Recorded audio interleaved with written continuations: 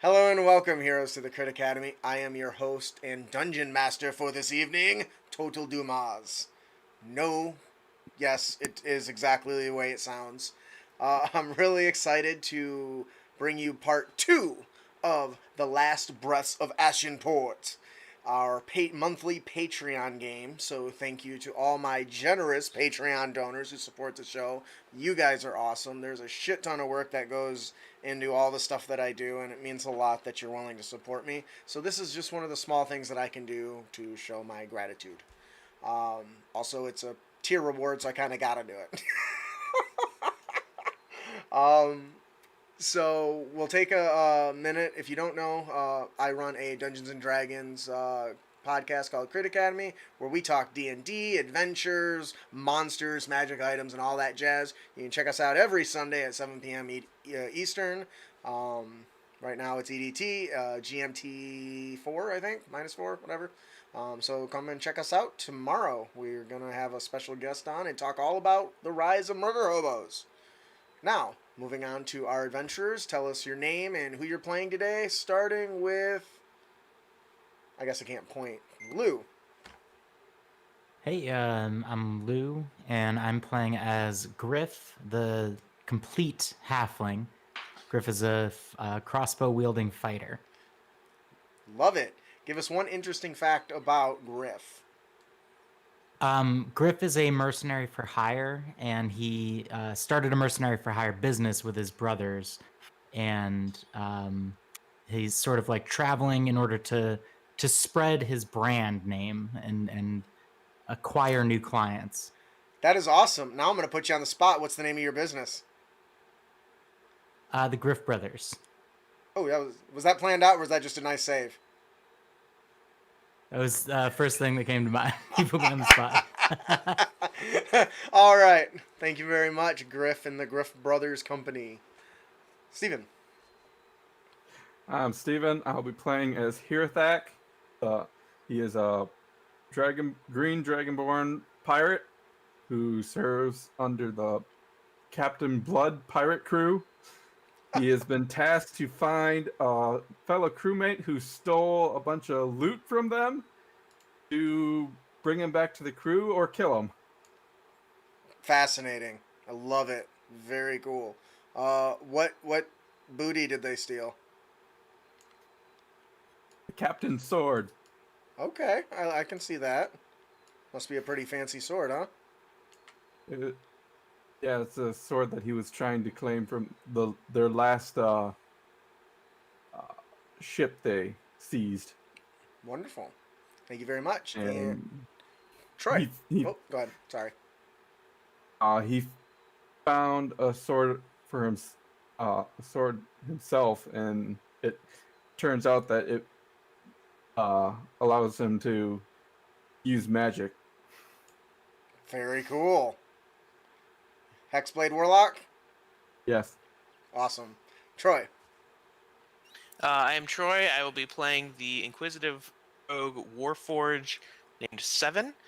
He is a representative of the Lord's Alliance of the Forgotten Realms, and he travels the world maintaining peace between the kingdoms so that the Alliance doesn't have any problems. Keeping the peace. And yeah, keeping the peace. A little active international diplomat / operative. Awesome. By the way, love Seven. He's awesome. I do miss the magic gizmo you had.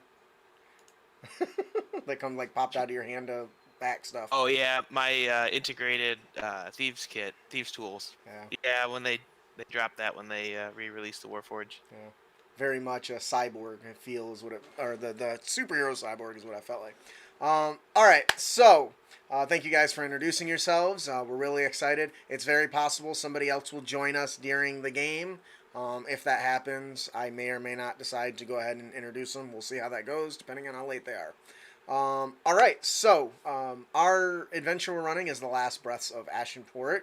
Our heroes arrived in the the city of the port city of Ashenport under heavy clouds, endless range, and endless rain, flashes of lightning. I mean, it was just it's the howling of wind carries your voice away. It's very difficult to hear, and it's been ongoing. Our heroes here have arrived, have came here because there was a call out for an annual trade fair that is known to produce sellers of all kinds of variety of items, including treasures and magical items, which, surprise, surprise, brings in happy-go-lucky adventurers such as yourself. You guys were able to quickly find the Smooth Sailing and Tavern. You guys met a few of the NPCs there. You got a little comfortable. Met with a emissary. Looked like a stuck up half elf, as well as her big burly quiet sidekick.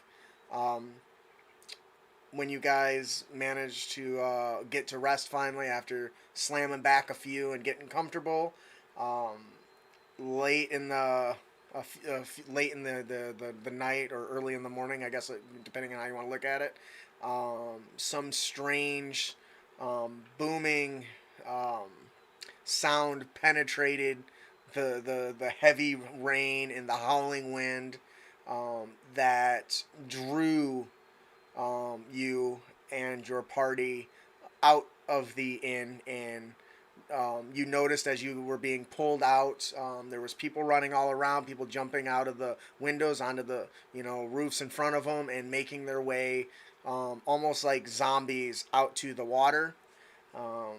And the as you guys got farther and farther towards the sea, you noticed that people were basically walking to their death. You tried your best to chase down the sound, but unfortunately it did stop shortly after. But unfortunately, a few dozens of people were killed during this process. You guys were quickly able to draw a few conclusions. I think that there was a contrast between those that were affected and those that weren't. You started to build some suspicions that the people that were mostly affected were people not from the town. You don't have you have inclinations, but you don't have strong enough evidence for that. You did meet up with and talk to a few of the people in town that were kind of handling the pulling of the bodies out of the water and trying to rescue whoever they could. One of these people that you met was Mayor Ritter, as well as Mother Charlon, who is a tall, gaunt woman who runs the church in town. And even though the night was rough, you guys were finally able to make it to bed, deciding to continue your investigation in the morning. Any questions so far before we move on? Great, I love it. So, the sun begins to rise behind the constant rains and stone thick clouds. The lightning, not lightning, the light. The sky's glowing.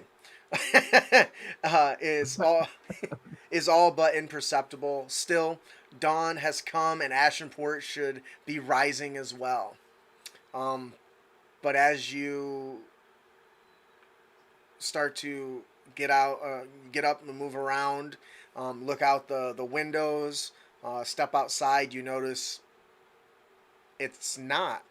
Even as the first few moments of morning begin to, creep past, the town remains utterly still. No doors slam, no shopkeepers huddle against the rain as they start, rushing for a new days of business. Other than yourselves and a few fellow outsiders, not a soul seems to be stirring. The only signs of life are a few large gulls, undaunted by the rain, that are perched among the rooftops like flies converging on bloating corpses.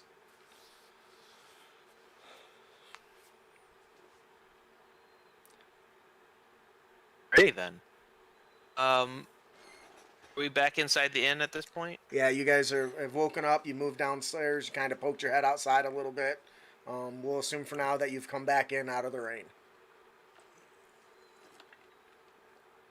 Anything? The inn staff been running, or are they missing too? So there's a few staff members around, and you can. They kind of look at you and they mention, it's like, I can't believe what happened last night. It was horrifying, wasn't it? It was so. Those people, they're all dead now. It was a horrible experience. And sure as shit, why these couple of staffers are kind of explaining and are kind of a little bit distraught about what's going on, but there's far less than there was the night before. Probably about a third as many. They're kind of moving around a little bit, but there's not much. You see the half-elf woman and her guard walks up and he says, something is a... Shit, did I give her a voice? I don't remember. Probably. Listen, my friends. Something is amiss in this town. I cannot quite put my finger on it. I know you suspect as much as well. Or not, that is okay. I know not all Is this adventurers are Something strong. amiss. I don't have rum in my hands right now. You don't have what? I don't have any rum in my hands right now. I need a drink. One of the waitresses kind of scurries by and comes back with a bottle of bourbon toe. Is this Terza, It is. the woman? Hmm. Couldn't remember if I gave you her name or not. But it is Terza. She says, something is amiss, and we must get to the bottom of it, and not to the bottom of the sea, like those out there last night in that rain. Yeah.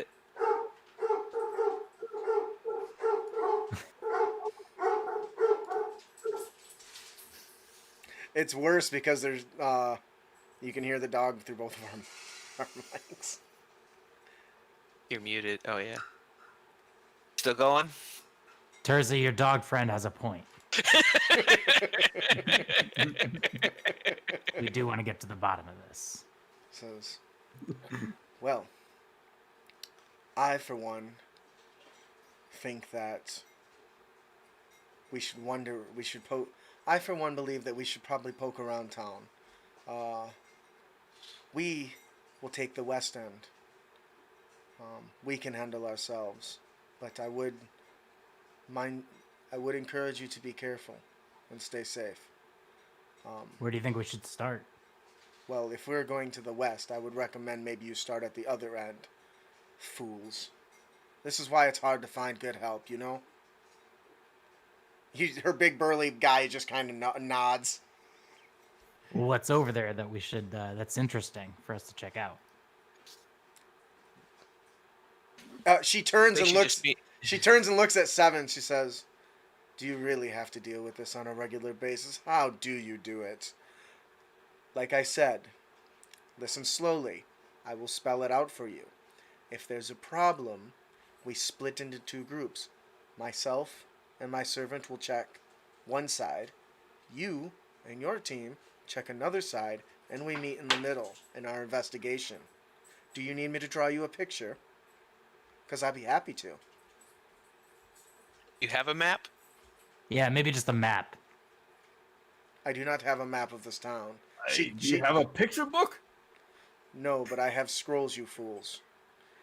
She puts her hand on her head and she's just shaking left and right. She's like, I can't believe this is what I got stuck with.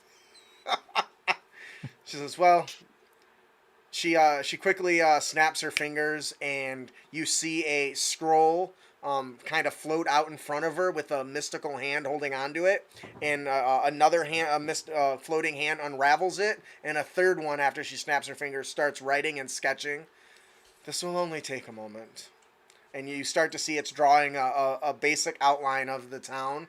And it scribbles a big circle, and it says, "You are here." And she hands it to you. Is this clear enough for you, little one?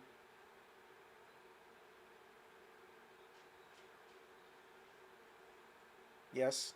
Wonderful. And her and her big silent partner step out the door. Well, that was pleasant. Yeah. Griff looks at Seven and says, "You gonna let her call you little like that?"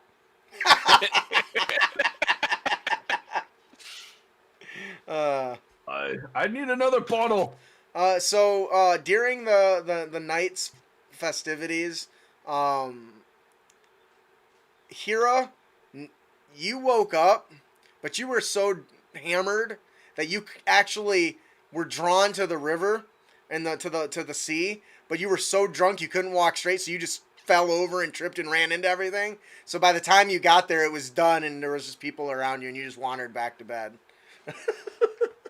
But for the sake of pushing this adventure forward, you guys have discussed this and decided to join forces. I think I'm just going to do that from moving forward. All right, so you guys got a couple options here. You can hang out and talk a little more to the inn people at the end to see if they know anything. You can venture out to investigate what happened last night, as well as why is the town, when it's supposed to be a trade fair, seems so quiet, aside from, there was massacre last night. But they should still be out doing what they're supposed to. Business should still be carrying on. Can we tell what we saw outside if people who are going out are dealing with this massacre stuff, or are they just not going out or dealing with anything? As far as we've noticed so far. From where you're at, you haven't seen any activity outside. And that's unusual because you would expect there to be a bunch of people running around either for the fair or dealing with the after effects of whatever event occurred last night. Excuse me. I'm sorry, did I actually answer your question? Yeah. Okay. Alright. So we're gonna head to the east. Start heading East. east. Did you want to talk to the innkeeper people at all? I want to see more of the town. I'm good to head east. Alright. Hira? I'm gonna grab a bottle. I'm gonna stick it in the pirate's hand and be like, "All right, walk this way. Come on, you can do it." We're gonna start Oh, meeting there's him. more booze where you're going? Okay. Like a carrot on a stick. All right, so you guys meander through the area, and it is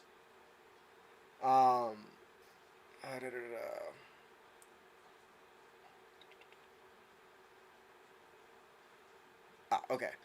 So you guys start making your way through the town.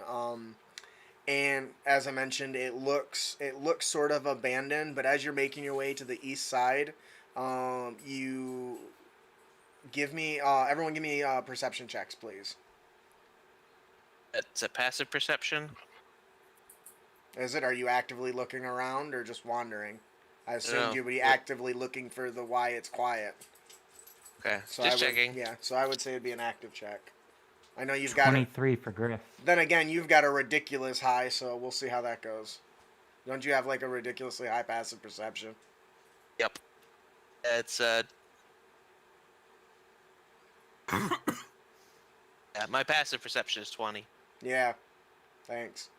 All right. It's all right. I rolled a 23. Well, of course you then. did. All right, I so rolled a 4. you're drunk. And what about Griff? I rolled a 23. All right. Nice. So as what race are you, Hira? I'm a green dragonborn, so I have Okay. resistance to poison. So you got this burly this ginormous green dragon thing stumbling behind you with his booze in his mouth, and he's just kind of enjoying it, belching everywhere. As you guys are looking around, your eyes darting from window to door to alleyway as you're walking down the time. After about 30 minutes of wandering through, you realize that Ashenport isn't as abandoned as at first it appears. Although the structures and shops do appear to be empty from looking through the windows and whatnot, Most of the private homes show traces of life. You get a brief flicker of candlelight here, or you see, beyond the window a waving curtain, moving shadows through the slats in the shutters and underneath the doors, that sort of thing. Um, do you guys want to try to approach any of these, or do you want to just continue on your way towards the eastern end of the city and then make your way back? I'm keeping an eye out for, I guess, say landmarks. Not necessarily looking for homes, but I know there's this church Mm-hmm. around here. Yep, you can actually see the giant tower of the church to the far east. And you Okay. think that that's probably likely where you'll end up. You can see the big Okay. tower, kind of, the big giant bell tower thing up over some of the things in between the aisles and roadways as you're making your way that direction. Anybody else? Otherwise, we'll move on. So Alrighty. head towards the bell tower. Sounds It's of good. interest. So as you guys are making your way, you see you weave your way in and out of this town. The rain is just splashing all over you. The howling wind makes it difficult to keep your eyes open. You're kind of got to protect yourself. You got your cowls or your hoods or whatever you're wearing pulled over your eyes as you're making your way through. You get to the far east of the town. It took you probably about an hour to get to all the way to the edge from where you were at the Salin and Tavern. Smooth sailing in tavern. Yeah, smooth sailing in tavern. Anyways, I very much get tongue tied too easily. Atop a high rocky hill on the east side of town, you see what appears to be obviously this massive church constructed of heavy wood, and it appears to have been coated in a bright, like a whitewash that has since started to, large chunks being peeled away. A great holy symbol atop the church steeple seems almost to be bleeding as it sheds the rain. If you're trained in religion, you can give me a religion check.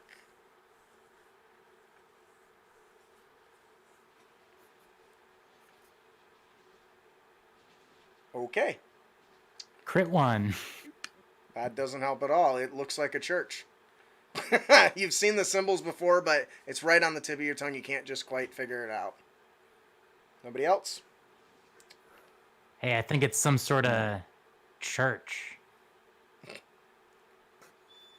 And not trained in that one at all. Yeah. Okay. You guys did talk to Mother Charlon last night. So you suspect that she did tell you that she would be here. Do you want to make your way up? Yep. Yeah.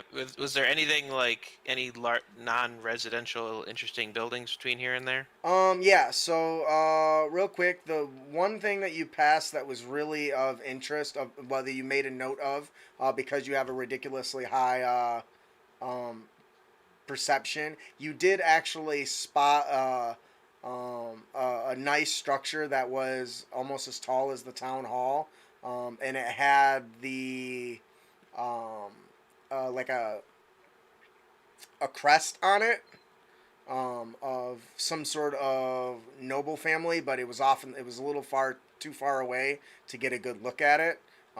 Likely somebody who lives there is probably of somebody of either very important, either a noble or maybe even the mayor's house or something like that. On the way.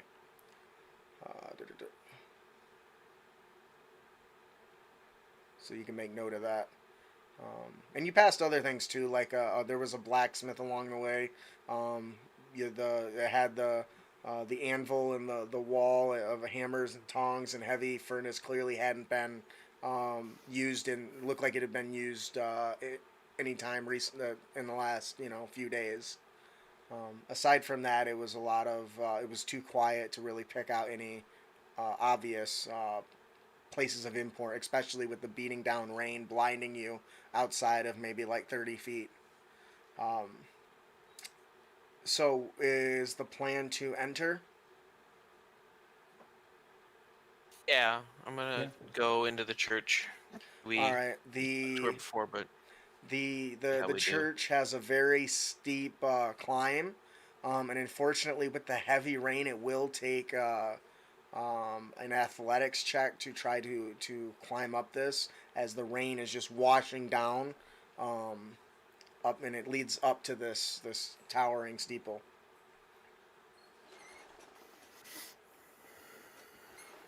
So yeah, if you're all going, I'll need athletics checks.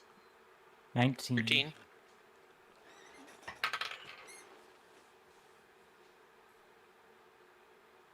I heard a 19, 21 for Hirthak. 19. 21. And a 13 for me.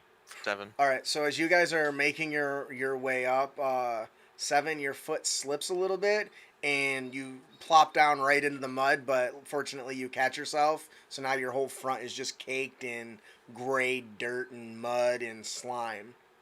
That's fine. The rain's gonna wash it off soon. Fair enough.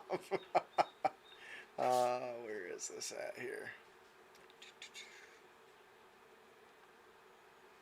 All right.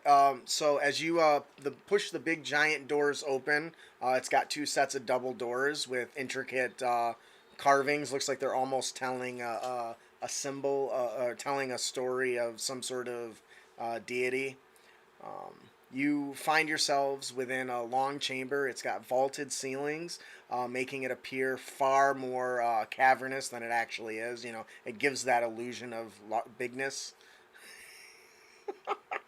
Boy, this Big tavern dude. looks mighty fancy. Where's the drinks?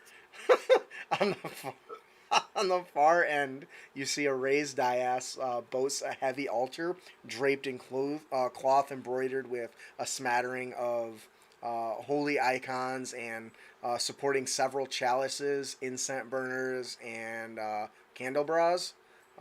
Rows of wooden pews made rough and rickety by years of use, face a large altar.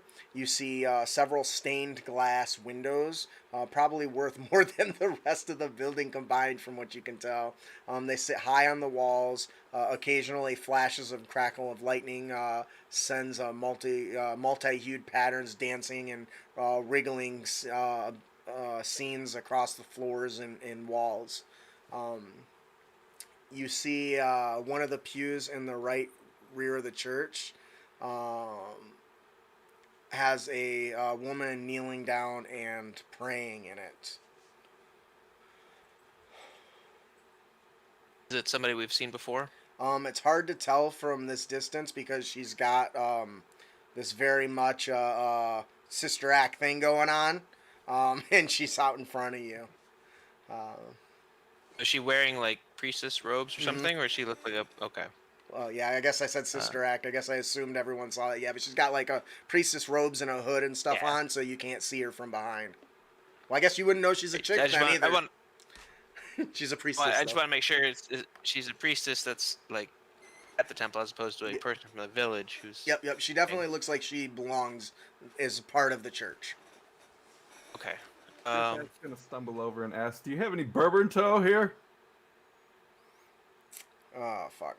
All right, so your big bumbling ass with your giant hooked toe claws, and you're pushing through this tiny little aisleway to get to her, and you interrupt her, and she says, "Excuse me, sir. I am trying to pray, and this is not a drunken tavern. If you've come to confess your sins, then please sit. If not, please be gone with me. I have many to deal with today. If you were not aware, there was many deaths, and I have much praying to do."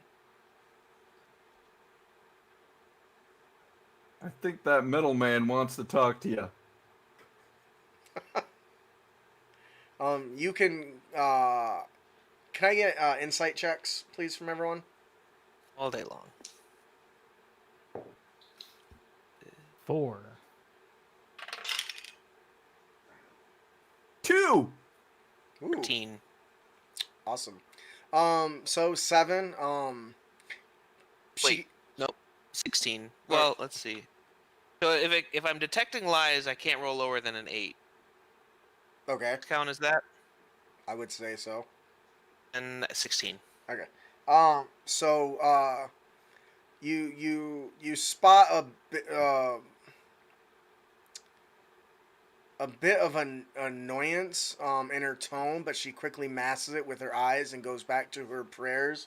While she doesn't say it, she clearly doesn't want you guys here, even though she just said to go ahead and confess your sins if that's why you're here.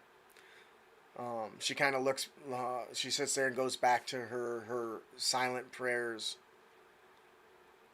Is there any sort of like actual confessional or something nearby? Um, yeah, there Or is is. it just a pray at the altar type thing? Yeah, there's a tiny box that looks like it's got little two sets that people that go in for confession. I want to wander over to it and look to see if I can tell if there's somebody in the other half. With your Actually receive perception, confessions. yeah, with your perception, there is somebody in there. You can't see them, but you can hear their breathing. Mhm.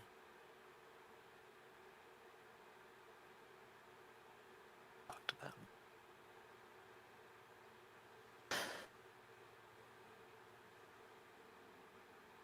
Um, did you go inside? No, I'm trying to decide how I want to play this because I have no idea.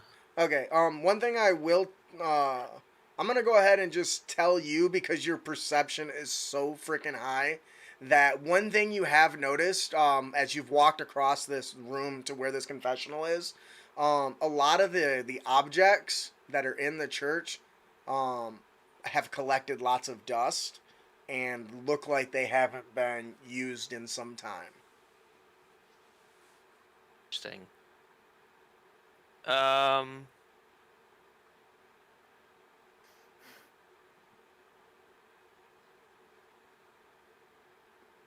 While he's I wish I figuring was out. training religion. Yeah, for while he's doing that thing, what is Griff and Hira doing?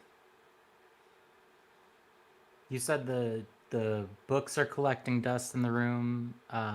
Is everything kind of covered in dust, or is there anything that looks like it was recently used? The only thing that looks like it's really been used regularly is the confessional and a few of the um, uh,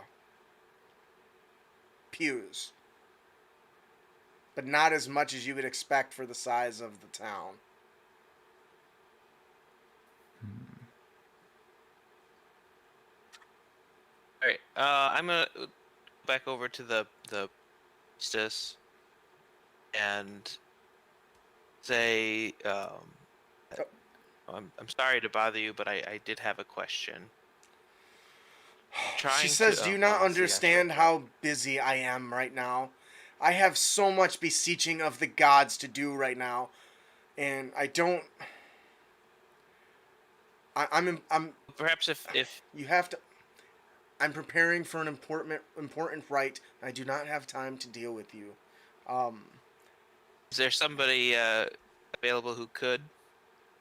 um, they're one of my underling, or she quickly corrects herself and says, one of the followers is in the confessional. You can talk to them, but I am too busy. You can pray if you want, but please leave when you're done. Now, if you have a question, you can go ahead and ask her, even though I cut you off. Yeah. No. Okay. So I she said to go over to the confessional. I will start heading that way, but I want to keep an eye on her. She's obviously praying. Is she whispering her prayers or just totally kneeling silently? She's Hmm. whispering prayers, but they are difficult to hear. Fortunately, because you have fucking radar ears and radar eyes and radar everything else, you do hear her. Observant says I can read lips. Of course. So you actually know exactly what she's saying. She's praying that the ritual will be complete without any issues, and that her deity will welcome and protect them once the rite is complete. And she's begging him to accept their offering and that she's and similar such things. She doesn't ever mention a specific name though or anything like that. Okay, I still need to know what Hira is doing. Hirthak's gonna stumble over to the confessional and says, "Oh, bathroom." He goes inside to take a leak.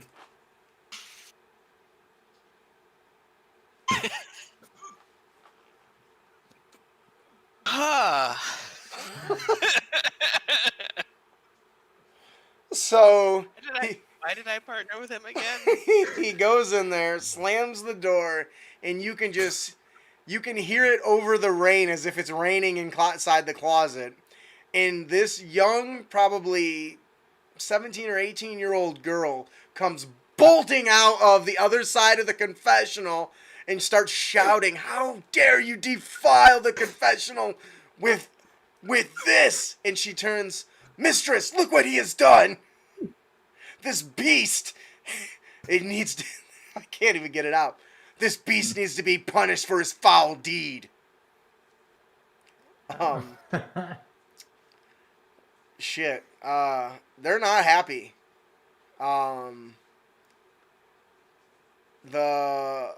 Sherilyn stands up as and follows behind Seven.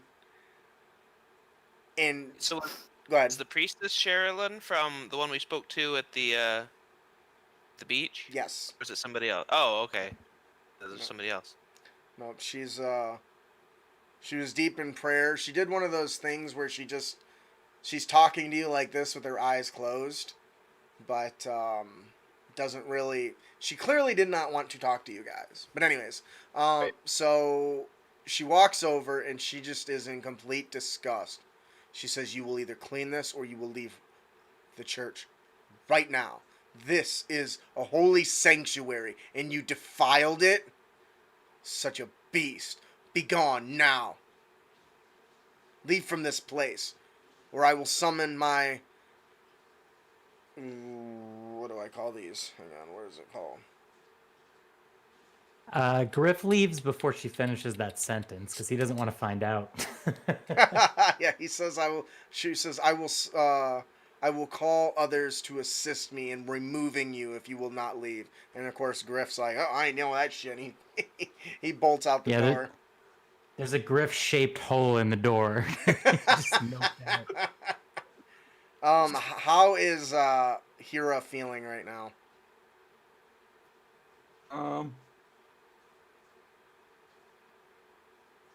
Here's just gonna leave the church. 1 second.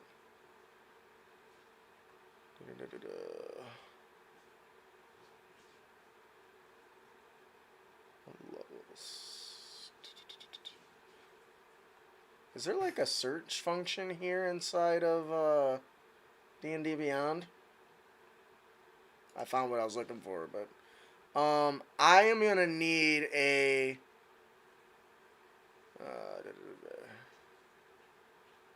wisdom saving throw from you,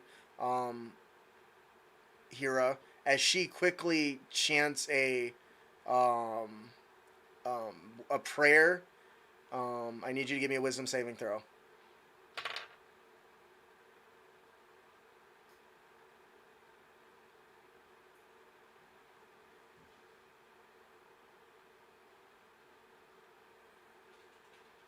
$16. She looks at you and she says, "Never mind. I have plans for you.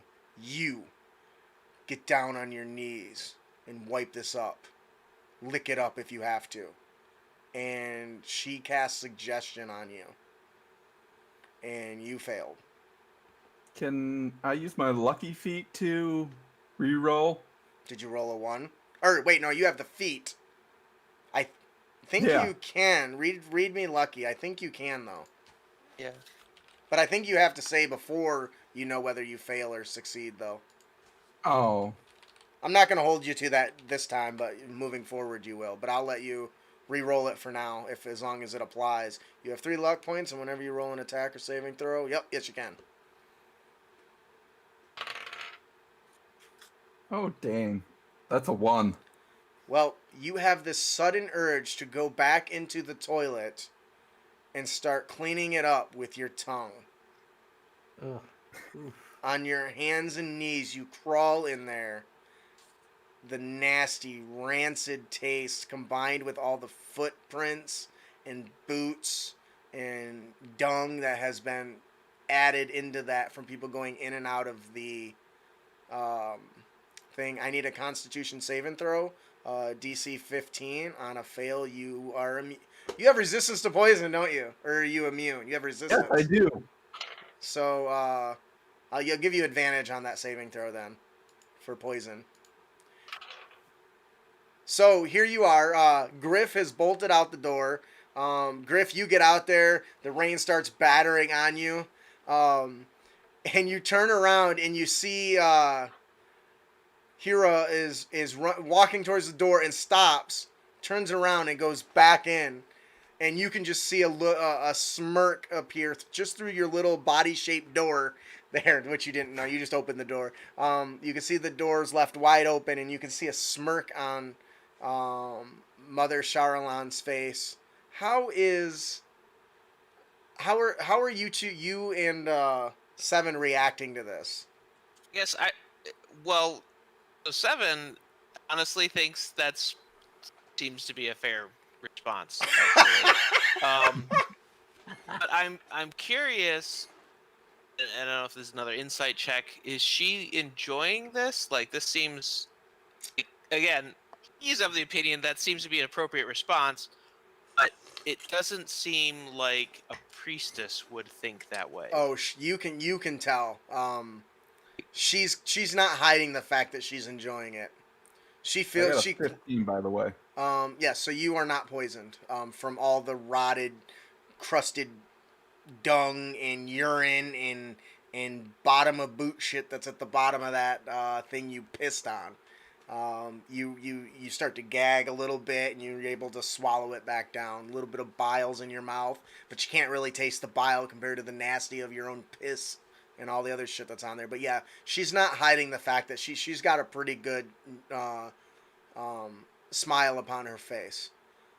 That is what you deserve, you beast. And once you've licked up every drop, you can leave and never return.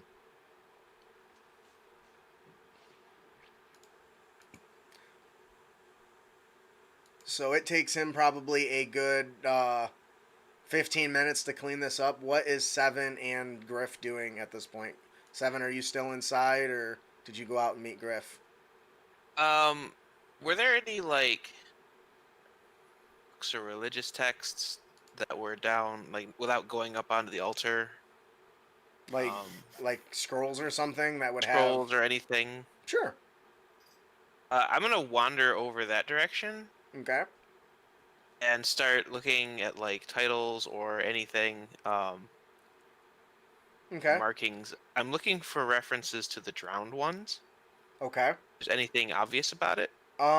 So I'm also curious what they think if I start around. they don't seem to be too bothered by it. You wander over and you find some of the text, and you see mentions of Paylor and who's this other person? Hang on, I gotta find it. Of Paylor and Melora. Nothing out of the ordinary for what you would expect at a church. Once again, they do look like they're a little dusty and probably haven't been picked up or used in some time, which is odd for you find pretty odd as a church thing. You know, you would expect these to be used, especially for the size of this port city. So this is the Church of the Gleaming Dawn. That's a church of Paylor. The people there. There's signs of it's a church of Paylor, but there's also signs of mentions of Melora as well. I know Paylor, but I don't remember Melora. That makes two of Who's us. Melora again? Yeah, I honestly, you have to give me a second because I don't really know. I'll race you. Who can Google it faster? Because it doesn't give me much more than that on that. front. It's Keeper Melora. of time. L. Is it in the Forgotten Realms? We'll find out. Paylor is, so I would imagine they both are. Wiki. Worshipped by elves. Goddess of nature and antithesis. She is an antithesis of Arathis.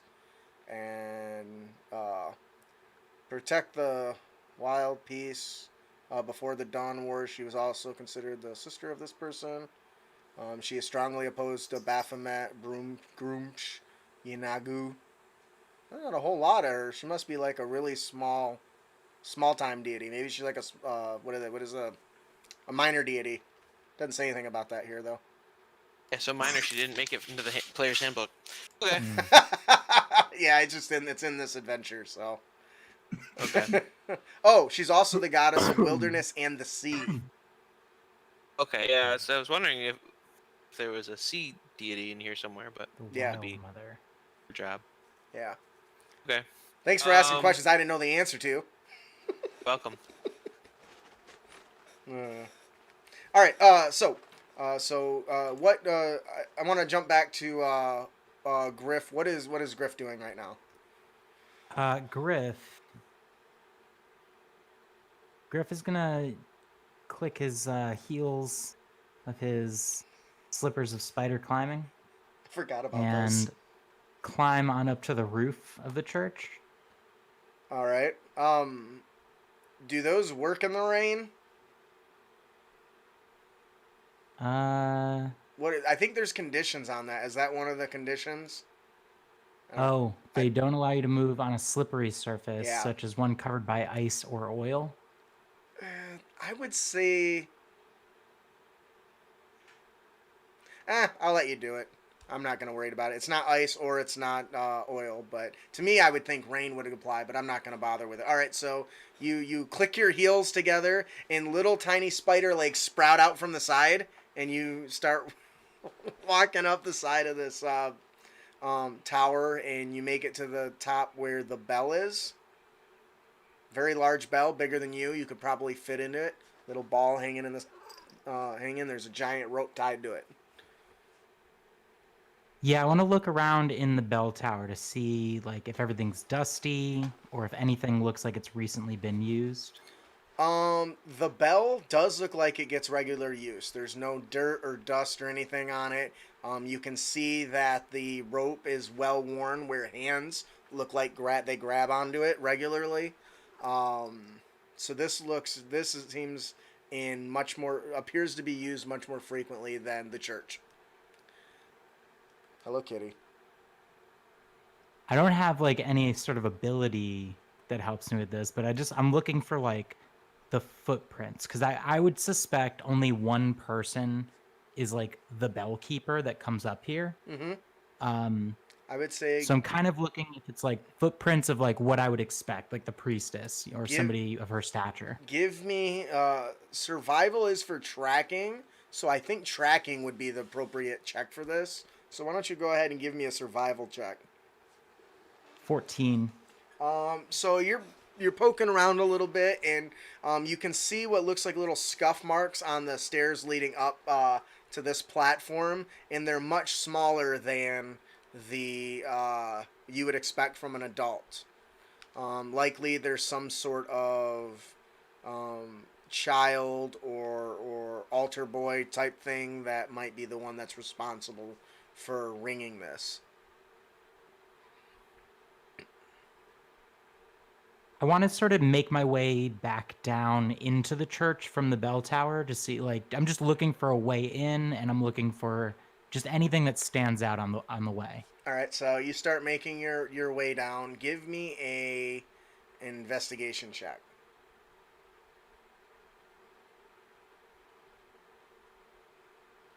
Uh, 9.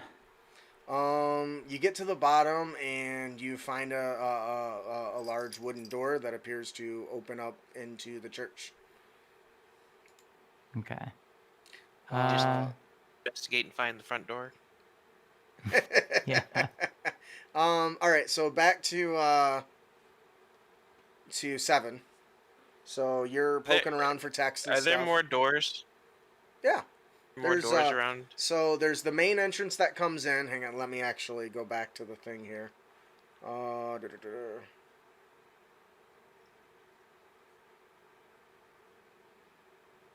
Constantly jumping around here. All right, so when you go in, there's obviously the main entrance, and at the far end, on either side of where um, the altar dais is, there's a door on each side. Additionally, you spot a from the uh, entrance to the right, yeah, to the right side of the church. You can see that there is a counterbalance. You see that one of the pews on the right rear side of the church is counterbalanced to swing up. I don't know that I was supposed to say that. Uh, give me. You have a high perception. I'm gonna give it to you because I totally wasn't supposed to read that. I mean, I have a. You have a really high perception check, so I don't think it's that big of a deal. So, as you're poking around, you actually notice that one of the pews in the right rear side of the church is counterbalanced. It looks like it's designed to swing upwards, which you find very odd. Now, I'd say at this point you have finished your delicious meal, Hira. And she snaps her fingers, and that compulsion instantly, you're on all four, you're licking like a dog, and that compulsion instantly ends, and you realize exactly what you're doing. Arr. Who did this? She says, "Your sins have been forgiven for now, but I will ask that you leave immediately. Now. If you will not leave your own volition, I will call my helpers. Do you understand me, you foul beast?" Aye. Now, does my background feature of bad reputation, which makes most people afraid of me, be in play here at all? I would say under normal circumstances, probably, but because you're talking to somebody whose soul, I would say yes, normally it would, but for some reason I would say it doesn't affect this person. Either she's used to seeing it, or it's something she deals with or she just doesn't reveal that she's afraid. Okay. Keep that at your forefront though, because that can come. That's gonna come up later probably. That feature. All right. So what are you doing? Are you going to listen to her and leave?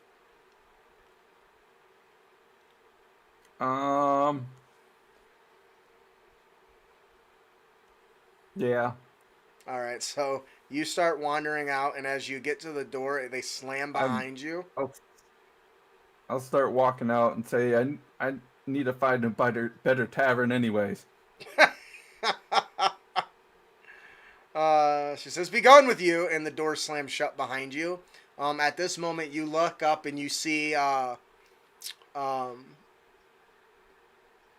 Griff just climbing in over top of the tower, and you can kind of see him snooping around a little bit, and then he makes his way inside. All right, back to 7. You saw the draw. You think you see something going on with this counterbalance of one of the pews, and at this moment, a door opens up in the back right of the church, and there's Griff coming out of a room.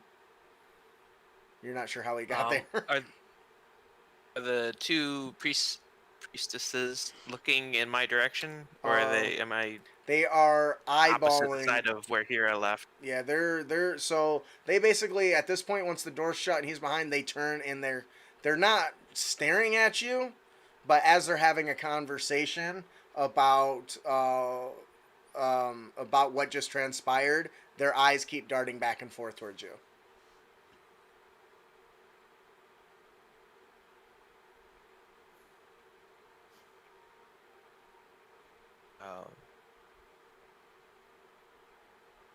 So I'm gonna go back over and say that uh, our conversation at the beach was interrupted last night after dealing with Yes. the events. There was some concern over the a warning I had heard to beware the drowned ones, and then we were interrupted before I could get any more information on what that warning may have been. That's I was strange. hoping. What what does that mean? Well, that's Where what did I you was hear that? hoping. I overheard it in the town before all the uh, events of the night, Now, the sound. just for my own memory, for clarification, you didn't hear that. You found it in Thieves' Cant, right? Oh, I read it in Thieves' Camp, Okay, I'm but just I making sure. told her I overheard it. Okay, Yes. I'm just making sure for my own sanity, so I got the right story. At this point, Griff, are you going to approach and join the conversation, or are you going to do something else? Have they noticed me at all? Yeah, you walked right out the door. You open the door, and they can see you. Yeah, I'm just gonna join the Okay. conversation. Yeah. Did they react to him coming out of a door he didn't go into? Yes. They do give him they like do the one-eyed eyebrow thing, but they don't say anything. They're probably used to people coming and going. And I would assume they would just chalk it up to they didn't notice, especially with the guy pissing in their stuff. Also, I am going to need a initiative check from you, Hira, please. Thank you.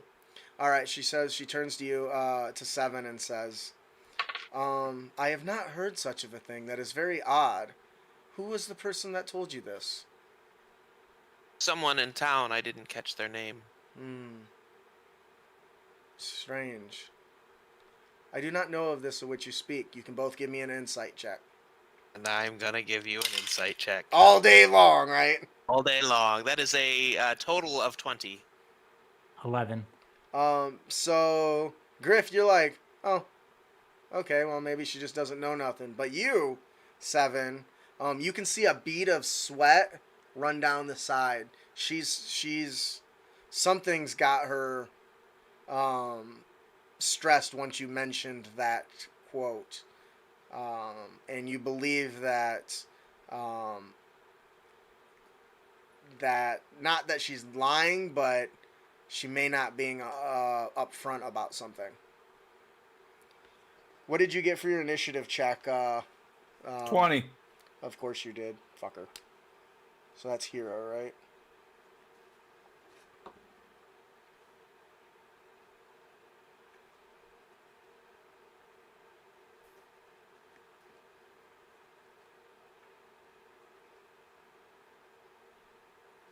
Okay.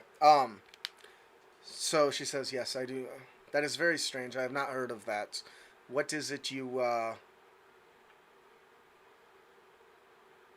if there's anything else, I do find it strange. It just seemed like an ominous warning that thought maybe I that would somebody agree. from the church would. I would certainly agree with familiar with that. It does sound foreboding, doesn't it?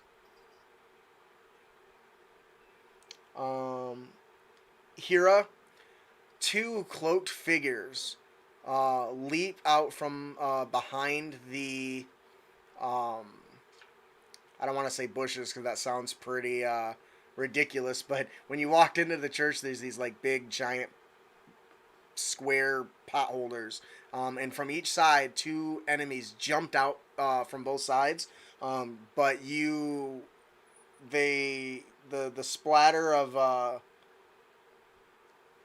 I need you to give me a perception check because it should be versus their stealth. You have to beat a 17.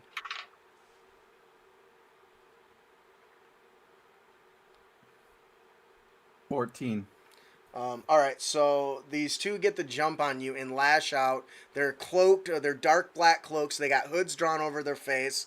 They've got really filthy looking boots, and they each one pulls out a a massive, like, I don't say massive, but like a big giant club.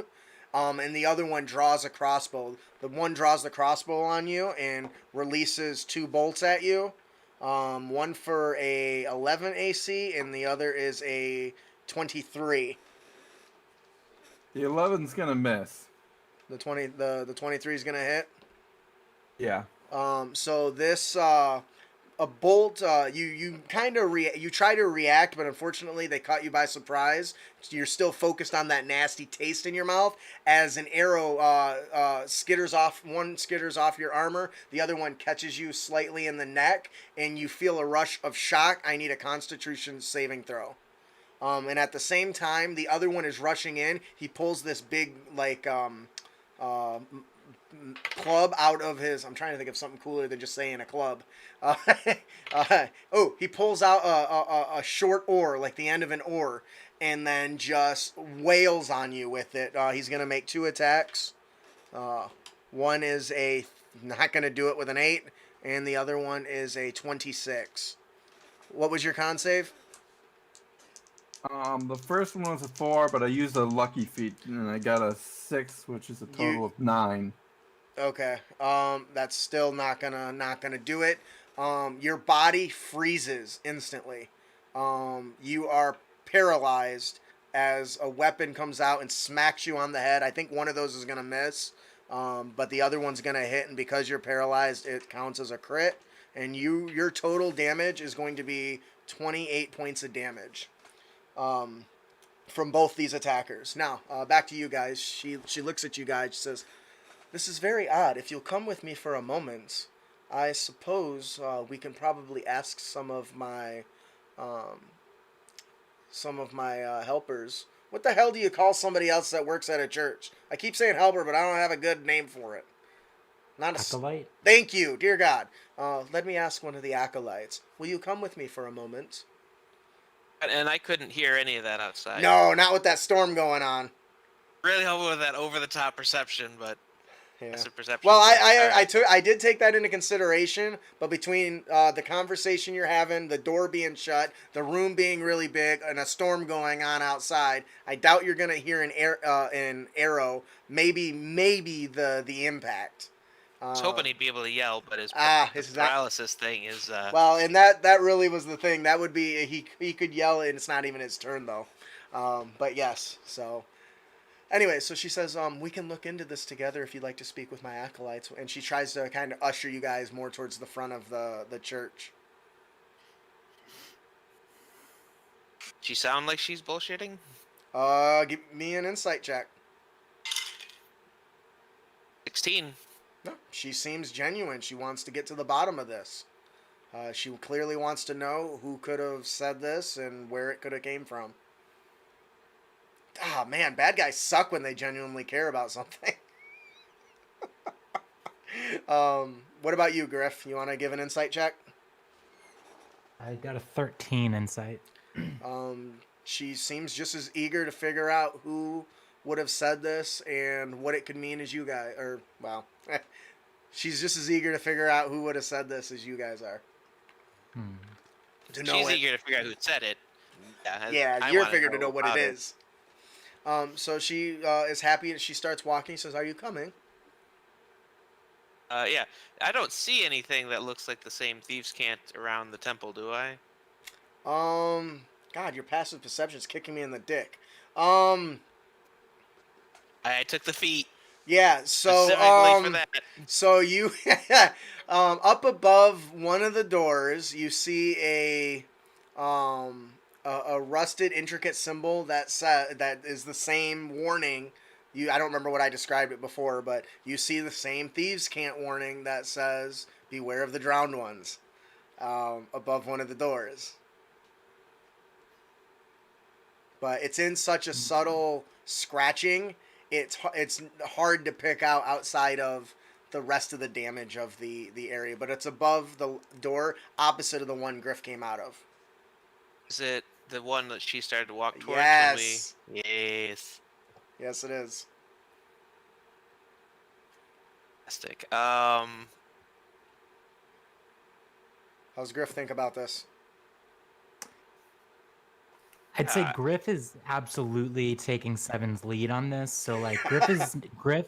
I definitely rolled a lower insight, so Griff is trying to look at Seven's reaction and take his cue. I like that. Yeah, I'm gonna see what they're about. All right, so they open the door with a loud creak, and it leads to a tunnel with flameless lanterns on the side. The tunnel's probably it's a set of stairs that goes down a little bit and then swings to the right, and she starts leading you. You can see some continual flame lanterns that seem to be kind of littered throughout as she starts walking down the tunnel. Hira, you are paralyzed right now. Let me check something. I need a Constitution saving throw, I think. Okay. Unless you've got some sort of feature that'll get you out of this. Or I'm sorry, it's not a Constitution. Yeah, no, it is. It is. It's a poison. Yeah. But you would have advantage. Yeah. I think I you have would. resistance. Well, no, that's only for damage though. I think.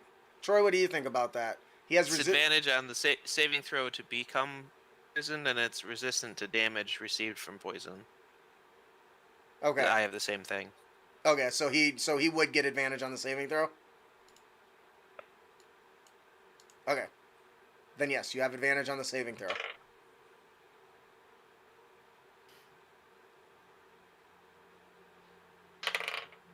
Of course, the one guy with the guys with the well, I guess two of you have it. The resistance to poison, huh? Yeah. 15? Not gonna do it. The number's 17, buddy. Sorry. Tough. Yeah, it's hard. Can I at With least advantage, I'd be hard talk pressed. right now? Can you what? Can I at least talk right now? No. I don't think so. Or You wait. can't move or speak. You can use your lucky roll though. Yeah. Whew, I've never One. seen anybody burn through those so fast. Ooh! 18 for 21. All right, you're able to you start your body begin. You first feel your fingers moving a little bit, and then you can flex your muscles a little bit, and then that strip power.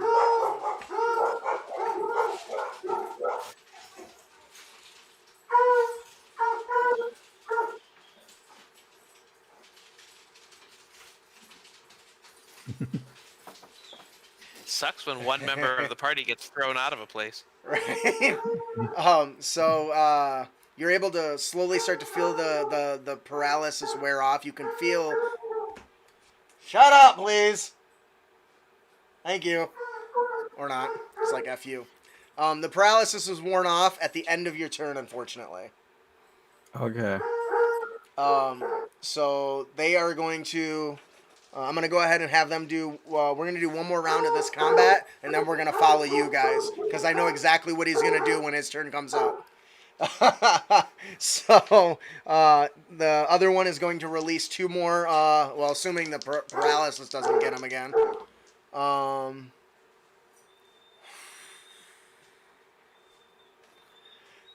The guy quickly reloads. You can see a look of shock appear in his rounded eyes as you break free of the poison. He isn't able to load his crossbow quick enough. He pulls it loose and it isn't quite finished, and his aim is just way off. And both bolts shoot off in two different directions. The other guy comes up and tries to beat you with his big giant oar. And one of those is going to hit you.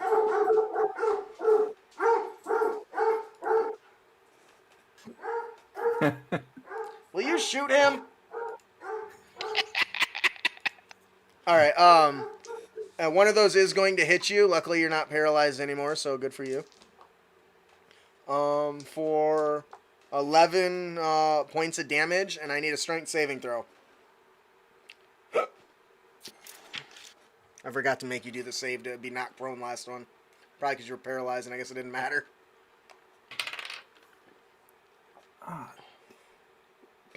That's a 5. This ore, he swats you in the back of the knee. You lose your weight, and he swings it around, hits you on the head, and you crumble into the moist, muddy water, face down. And he says, he whispers to you, "The ritual's gonna start with you." And now we're back to you guys. Or wait, no, it's his turn. It's your turn now. My turn? Yeah.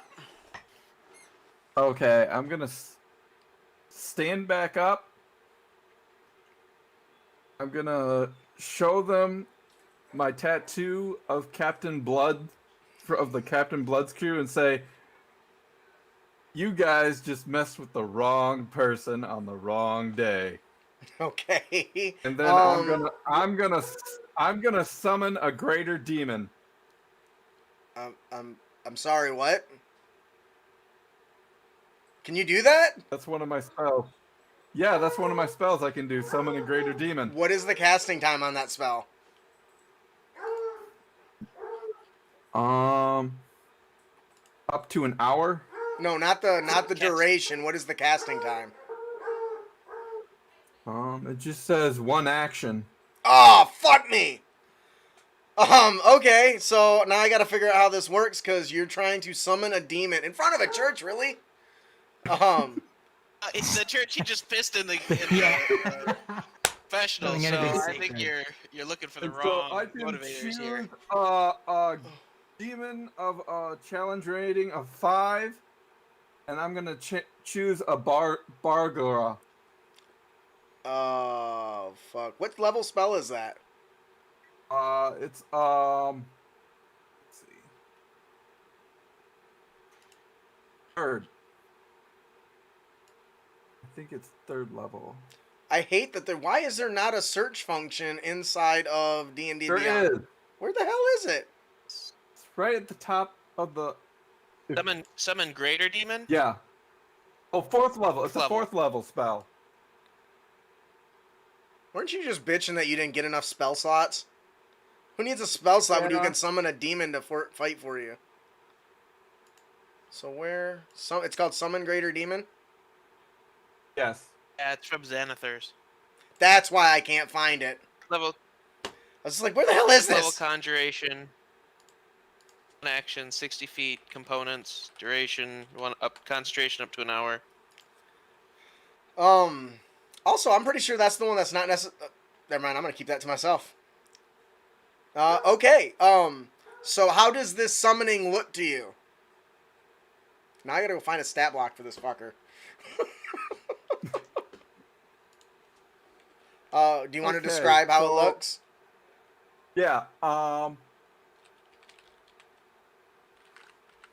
the ground, little ring of water is gonna appear all of a sudden with shark fins on the outside, and up through this water reaches out a Bulgara. And it climbs out? Yeah. Okay, for those of you who don't know, a Bulgara is a giant ape-like looking creature with giant genie-like manacles on it and a loincloth, big blue face, red fur, and giant bottom tusks. And it is a challenge rating 5. Damn. Now, with this, I can control this Bulgara. Okay. Do you have the stat block for it? That way I don't got to explain to you everything it can do. I gotta bring it up. Hang on. Okay, you do that. Does it say it gets to act this turn? Because that's your action. Does it It say... has its own initiative. Okay, so I'm going to roll its initiative then. And it got a fucking 19 on the die. Are you kidding me? But we're still going to end this turn, so he's not going to go until we go back into the next round. Which, so while you're figuring out that, I'm going to go ahead and move on to them. All right, so you guys, this door opens. You see the warning above. You hear there's a short kind of rumble in the air for a few seconds, and then it kind of just fades. And the ladies kind of stop and look at each other and look at you guys, and then continue walking down the tunnel. Yeah, Griff is not going down deep scary looking. It's not So scary. It's got staircase. lights. Yeah. I don't know. I don't think he's gonna willingly go down without the full party. But I will say he's not suspicious that Hira's missing right now. He's just like not really ready to go down, and I think he would say something to Seven. Like, Seven, are you sure you want to follow them down there?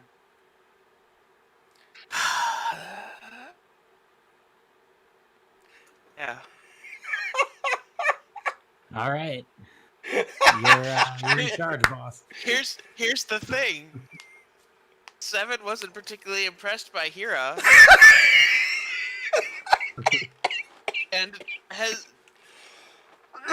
we played it off as this guy who's just joined us for this investigation, and he has done nothing constructive whatsoever except get himself thrown out, which provided a little bit of a distraction.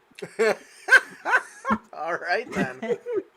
You know, I'm gonna go with it.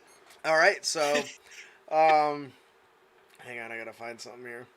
And if other than that rumble, unless there was something suspicious about it, Could have been a it's crack of storming thunder. outright, Yeah, it so, could have been a crack yeah. of thunder. I mean, I don't trust these women at all, and I'm kind of on edge Right. that we're gonna get jumped, absolutely. But at the same time, I'm fine with continuing the investigation. This is what I do. That's how you roll. Fair. All right. Yeah, Griff doesn't like the dark all that much. Well, luckily it's not dark, and there's giant continual flame light to keep you separated. To keep it lit up everywhere and keep you comfortable. That's how they do it. That's how they get you. Gonna see if I have I have a torch. Griff lights a torch. Okay. She looks at you and says, "What is the need for the torch? There are torches on the walls." Are there torches where we're going? Well, yes, we have to see. What kind of foolish question is that? Come, let Yeah. us figure out this issue. We clearly need to address this. This figure out who this person is and what this meaning of the what is it you said they were? Beware the drowned ones. Yes, that's correct. I see. All right. Well, let us go. And you guys start making your way down, and you come to this a large opening that has basically coiled around. You've basically kept going like a wide arc, and now you feel like you basically went a wide arc around and are coming back underneath the church as you're making your way around. Excuse me, I got the hiccups. And as you are... Hang on, I gotta look for something really quick. Okay. You guys come to this large hall, and on either side is a couple of statues to Paylor and to Melora. And at the end is a big giant double door with a large brazier on each side. They're not lit, but there's continual flames that are lit. And she starts walking. So, I don't think I caught your names. Or did we name introduce before for the night before? I don't remember. Did we do that? Don't remember. Wouldn't have kept mine secret. All right. He It says, has, so, Seven, what can you tell me about the person who mentioned this to you? I find it intriguing and very curious. Down here we'll find some scripture and stuff that we can review to see if we can find any meaning behind the words. But I am most curious of who the source is. It was a full tavern. I think the phrase is more important than the person. What did you say those scriptures were? They're over here in our we keep all of our extra scriptures in all of the tomes of knowledge and everything down here. We do that to protect them as you guys are walking down this long throat-like hallway. It's our library, basically. And we occasionally bring it out for the readings, and then they get ushered back down to protect them, you see. Can I get insight checks from you guys, please? A total of 20. 16. All right, so you both get a bit of unease coming from her at this moment. You notice that she's starting to shake I would say lightly tremble. The young girl that's with you begins trembling a little bit, and you're able to kind of spot it. She's clearly nervous about something. And she says, and then the mother of the house says, "Hey, we're almost there. We'll be right through this door." I'm trying to find something and I can't find it. I can't hang on a second. Because I need to know exactly how this works before.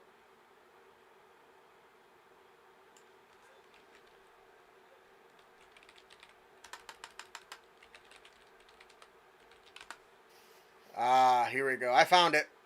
Sorry for the wait. As you guys are opening it, she says, "You'll find it right in here." And she begins jimmying with a lock, and hear a click as it opens up. And she pushes the door open. She says, "Right this way." And she walks into the room. You notice a intricate chalk lined circle on the ground just past the doorway that catches your eyes. Can I get Arcana checks from both of you?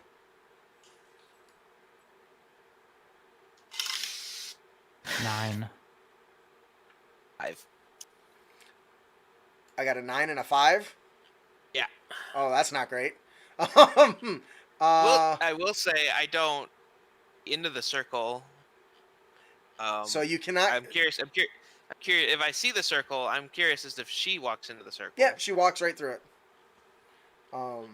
It looks. I don't know how to. You saw it, but I can't really tell you anything more about it. But both of them walk right through it. Like, what shape is it? It's a circle, and it's got like pentagrams and all kinds of other weird geometric shapes in it. There's an interesting design on the floor. I step around it. So it's actually, when the doors open, it's right up against the radius is right along the doors, designed for everyone to have to walk through it to enter the room.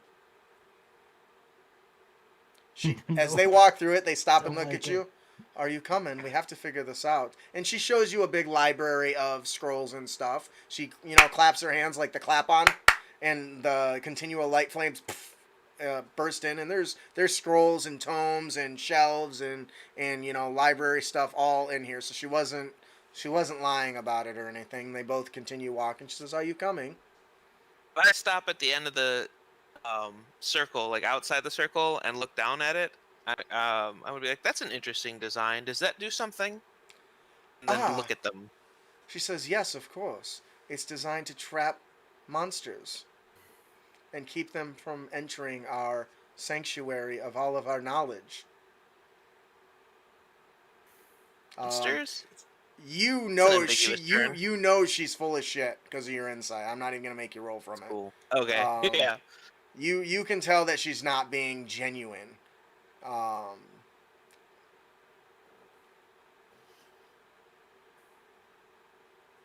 Griff is gonna.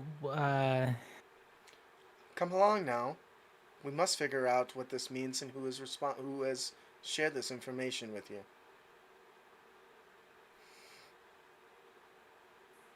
Griff's gonna walk in, but upside down on the ceiling.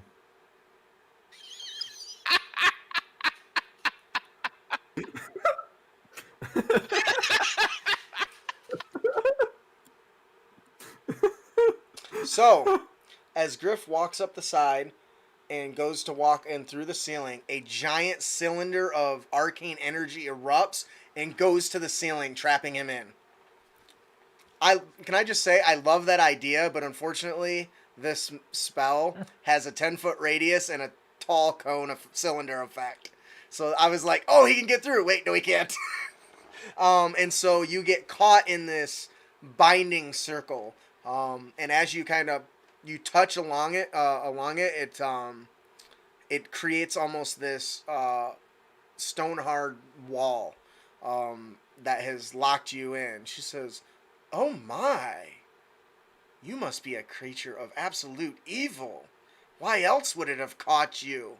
She looks, her eyes dart over to Seven. "And you're one of them too, I see. Both of you are monsters." Insightful fighting on the head priestess. Sure. Does that require line of sight or line of effect? It's a creature you can see. Okay. Go ahead and give me initiative rolls, both of you. Creature you can see. Okay. So she has to have a deception higher than 25. No. I would. She's got. No, I mean she has a +6, but I would have to get a 19 or a 20. All right. So I have +8 and I rolled a 17. I need initiative checks for you guys. Rolled a 20 for initiative. That's Griff. Uh, I feel bad because Griff's idea was awesome, but like the spell specifically says a 10-foot wide radius and a 20-foot tall cylinder. got an 18 initiative. That would be 7, and then bad guys. All right. Moving back over to Hira.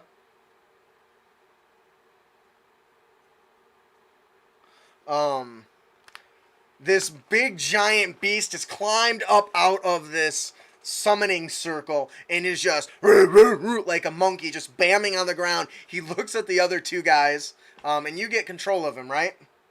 You get to. I can tell. I can tell him what person to target. All right. Well, it's actually your turn first, and he's right after you. So you've got the guy with the crossbow. A look of fear and dread is in these guys' eyes at the moment. A monstrous beast just crawled out of the damn ground. They're not exactly excited anymore to jump you. What are you gonna do? Okay, so Challenge rating there's a 5. guy. Oh. Or right. Have you read the whole spell? For what? Oh yeah. Summon Greater Demon. I'm Did actually- you read the whole spell? I'm reading it right now, actually, Okay. because I know there's a few catches to it. Specifically, one I'm thinking of. Anyways, you can take your turn. Well, he's gonna take his sword out, and I'm gonna attack the guy with the oar. Okay. And my sword looks like a giant shark's tooth because my character's deity is called Sekola, the shark god. Okay. So I'm gonna attack him. Okay. Give me an attack roll.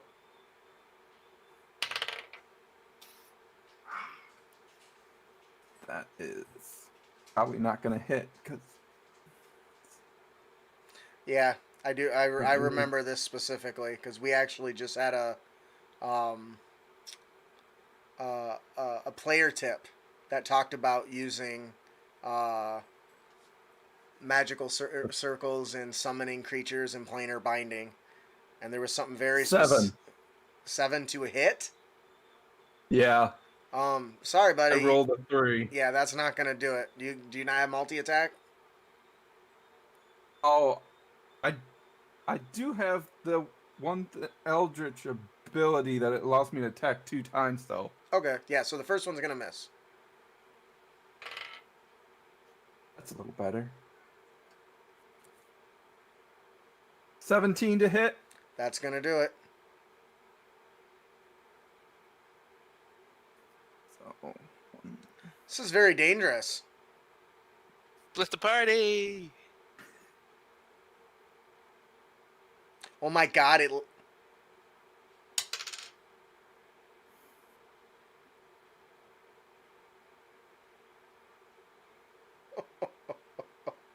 What'd you get? that is 6 damage. 7. 7 damage. All right, so you're in a scuffle with this guy. He's a little bit distraught because this beast just crawled out of the ground. That's just ginormous. Is barreling down on top of him. You come in with your giant shark tooth looking blade.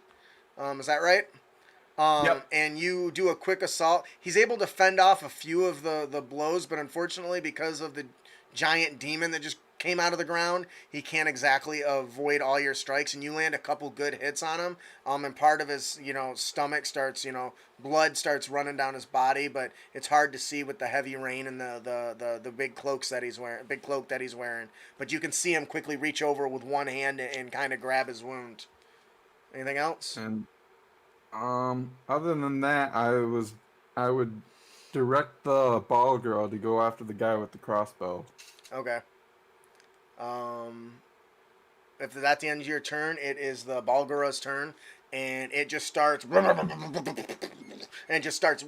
at it like a gorilla. He's running sideways, and it just raises its big old hands and just makes a big hammer attack with its fists. Give me 1 bite attack and 2 fist attacks, please. Or unless you want to use one of these other abilities. Because it's at the start, it has Reckless, so you can gain advantage on all attacks. It can cast Entangle. It can cast Phantasmal Force, so you have some options here.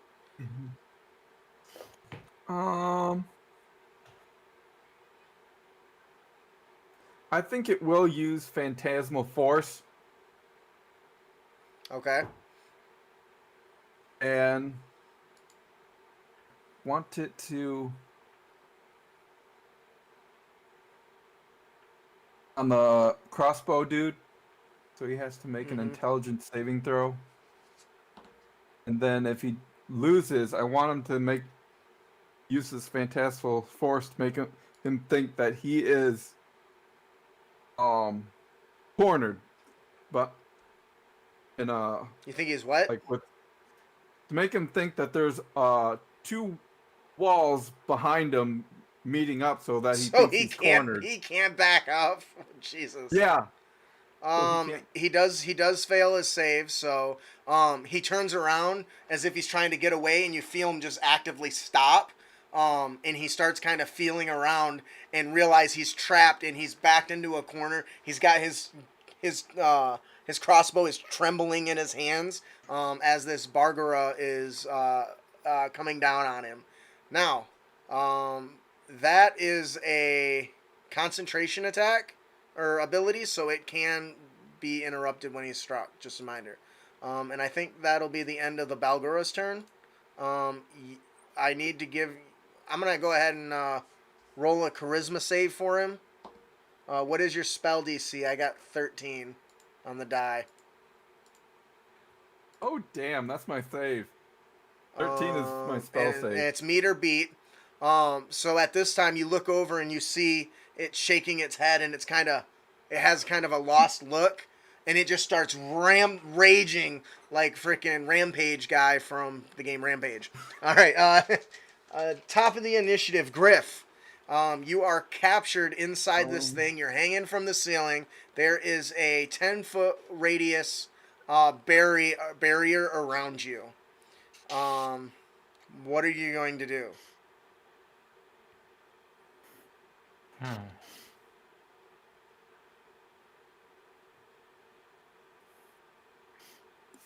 Can I see... So I'm inside of the circle? Yeah, you are trapped in an inverted magical circle of some sort.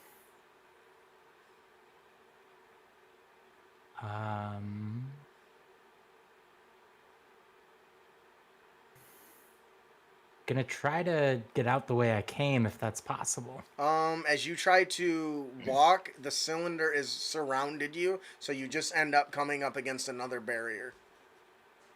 Okay.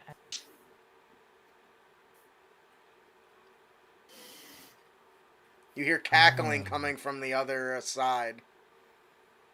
You look over and you see the priestess woman just cackling, and she's starting to laugh her head off. .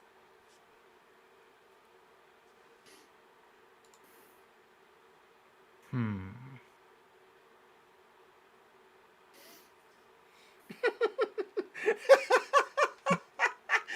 Dagon, I have got you something nice today. Look at these adventurers. They will make perfect sacrifices for the ritual. Oh, thank you for blessing us so. Please accept this offering that I give to you freely. Their lives Yeah. and their souls. I'm gonna cast rope trick. What? Rope trick. I'm gonna pull out a length of rope, and it's up to 60 feet long. I'm gonna. One end of the rope rises into the air until the whole rope hangs perpendicular to the ground. At the upper end, an invisible entrance opens to an extra dimensional space that lasts until the spell ends, which is 1 hour. Fantastic. This spell says for interplanar travel or teleportation, must first succeed a charisma saving throw of 17. Okay. You got this. Oof, no, I don't. No, that's a 3. So you start climbing up the rope, and you get to the end where the hole is. You can see into the extra dimensional pocket, but there's a flash of energy that lashes out at you, and you push on it, and it lashes out at you again. You feel like if you could just you might be able to force yourself through, but it'll take a little bit of work. She's laughing at you. She says, "That won't work, fool. Do you think we have not trapped you adventurers before? Of course we have. It is Dagon's time, and you will be a sacrifice for him, and he will bless us as he always does." Hmm. And that's all I can do on my turn. All right, no bonus action or anything? No. That's all right. I got. Well, I will let you know as DM. If you wanted to, you do have your second action, your action surge. That would also allow you to try to go through that as well if you wanted to. I'll leave that to you, but I wanted you to know that's an option that is available to you. Because you're a fighter, Griff's right? just gonna Okay. keep struggling. Yeah, just All keep right. struggling. 7, what are you going to do? Your buddy just tried to open a interdimensional portal and it got blocked. He's captured in this cylinder, and there's a crazy ass chick on the other end laughing at you, telling you how you're going to become sacrifices for Dagon. I'm gonna see if the magic circle stops arrows. Oh, I'm gonna shoot her. okay. Short bow. That's a total of 20. Hang on, I gotta read through this to make sure I'm not missing anything.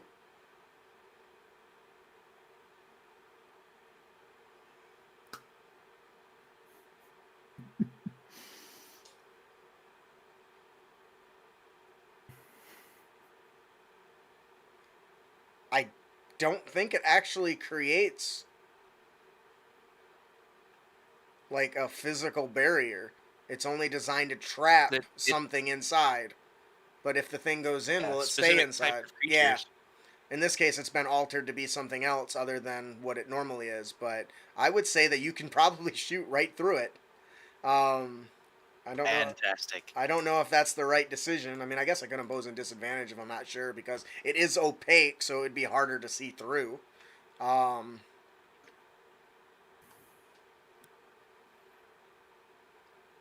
Yeah, we'll say it can pass through it, but because it's opaque, it is harder to see through, so we will impose disadvantage on the attack roll. But you have insightful fighting anyway, so that'll offset it a little bit. If anything causes disadvantage, insightful fighting doesn't work.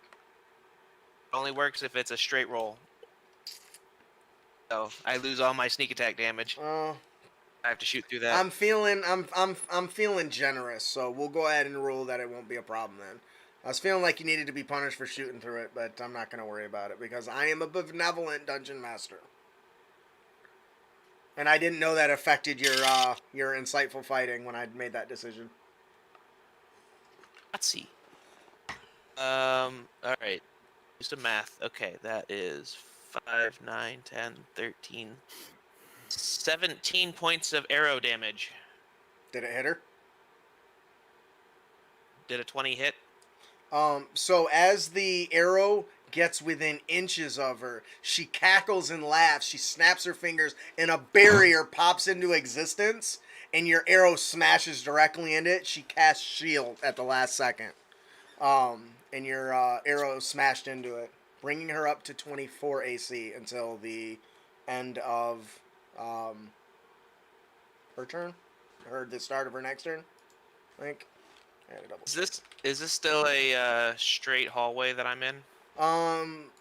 So you were in a long hallway that you got to a door. The door opened. There's a circle of death on the or trapping on the ground, a magical circle, and then it looks like a library with stacks of rows of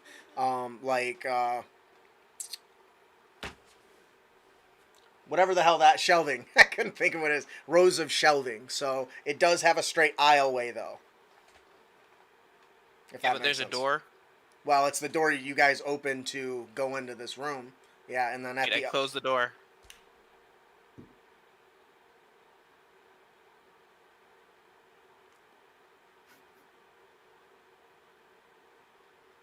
you do get one free interaction.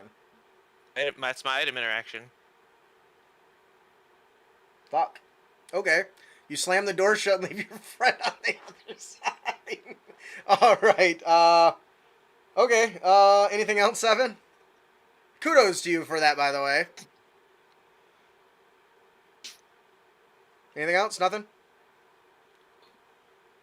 That's on my next turn. All right.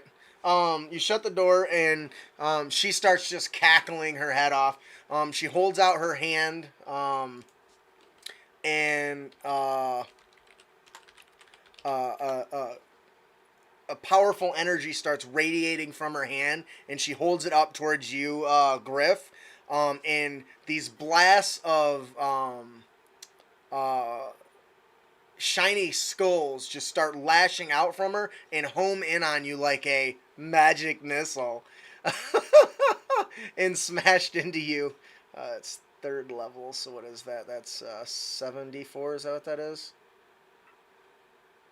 64. 1, 2, 5.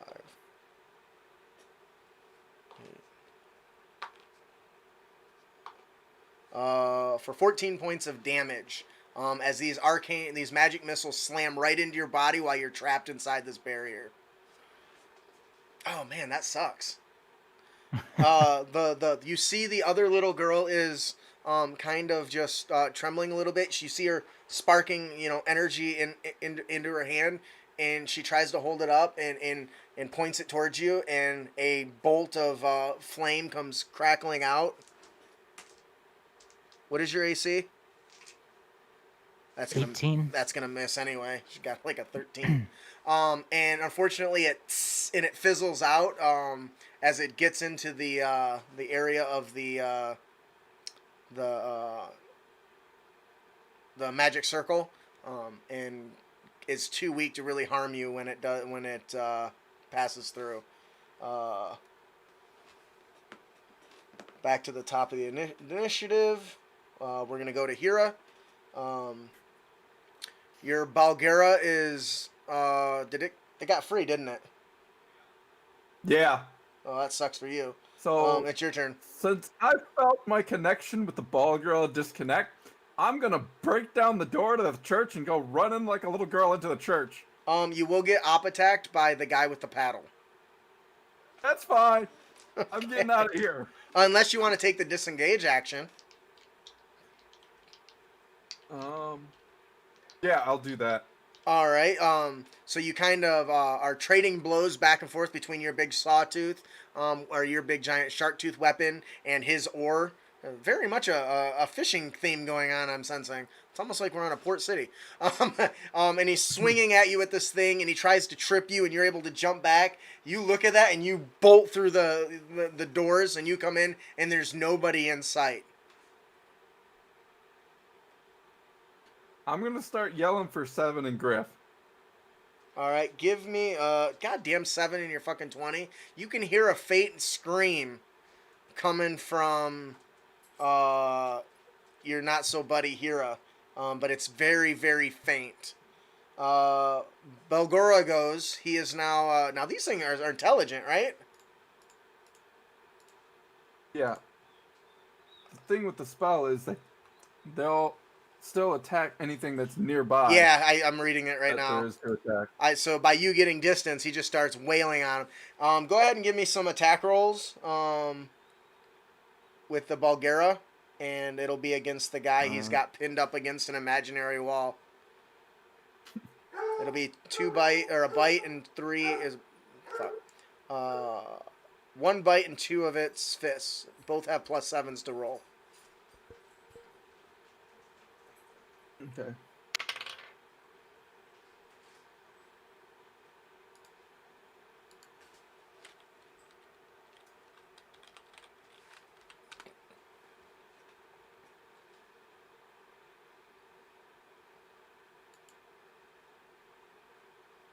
It's whatever the dice is +7. So for the bite attack, it's 15 Okay. to hit, and then for the fists, that one's now there's is that 2 fist attacks? Yeah. Yeah, 1 bite, 2 fists. So one of the fists, well, one Double of the fist fists him. is a 7. Is a fifth.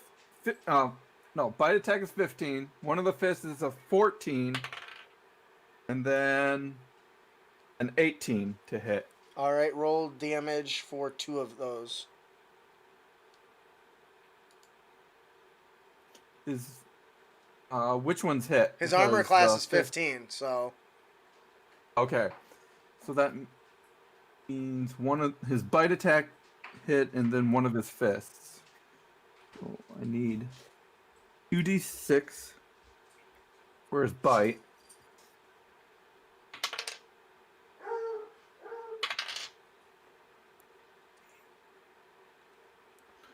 So 12 damage from his bite. Here's a d10. And then for his one of his fists.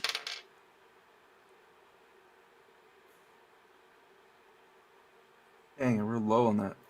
5 for his fist.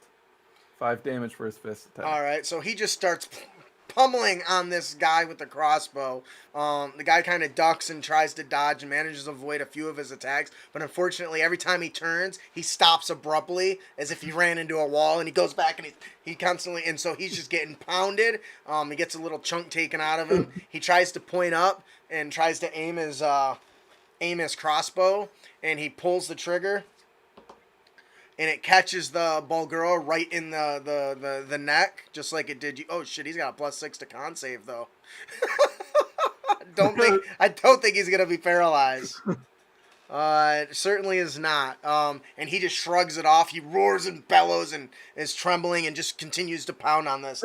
The other guy comes in and starts chasing after you, and chases comes up behind you and attempts to whack you with his big oar.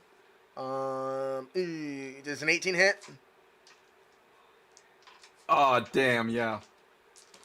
So that's gonna be 13 points of damage. And I need you to make a strength saving throw, DC 17, to see if you fall to the ground.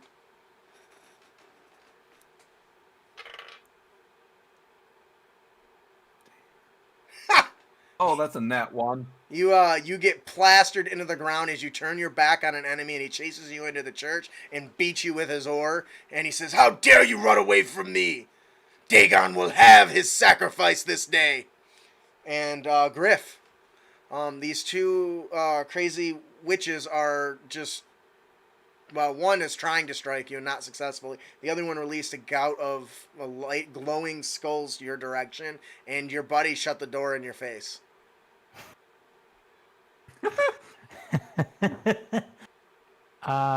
Okay. I am gonna cast on Sharawan, the priestess.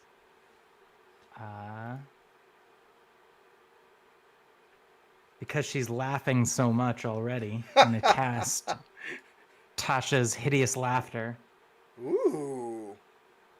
I like that. What's that save? I got It's a wisdom. I got 11. That's not great. That's probably I'm gonna probably be affected by that, aren't I? Yeah, I'm looking for. Sorry, No, it's okay. I always forget what my spellcasting DC is. Oh, Probably higher than 13. 11. So So, yeah. 13. So she goes. Dagon will have his. And she just starts like drops to her knees and just starts cracking up. The young little girl next to her, the acolyte next to her, is just like, Mistress, Mistress, this is no time to fool around, Mistress. And I look at her, and I say, "You'll help us unless you want the same thing to happen to you." Um, uh, give me an intimidation check. Okay. You have to beat a 16.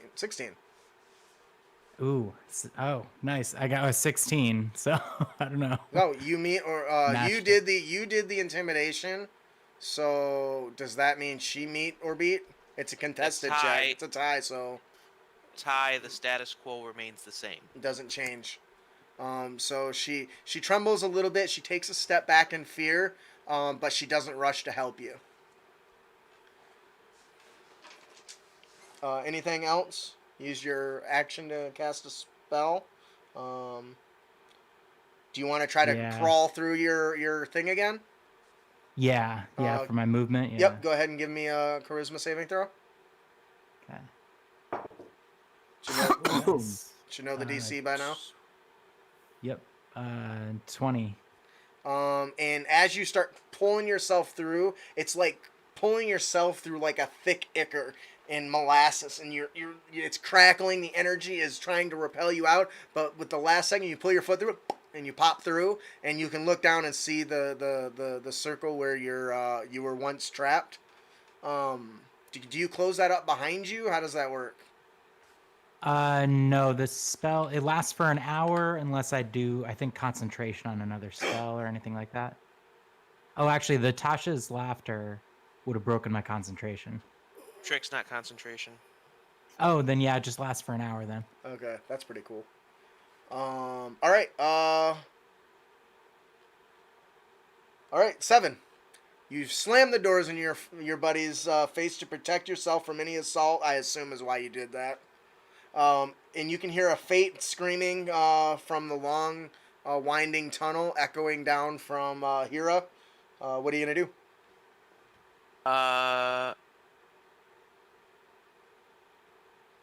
I'm gonna open the door again.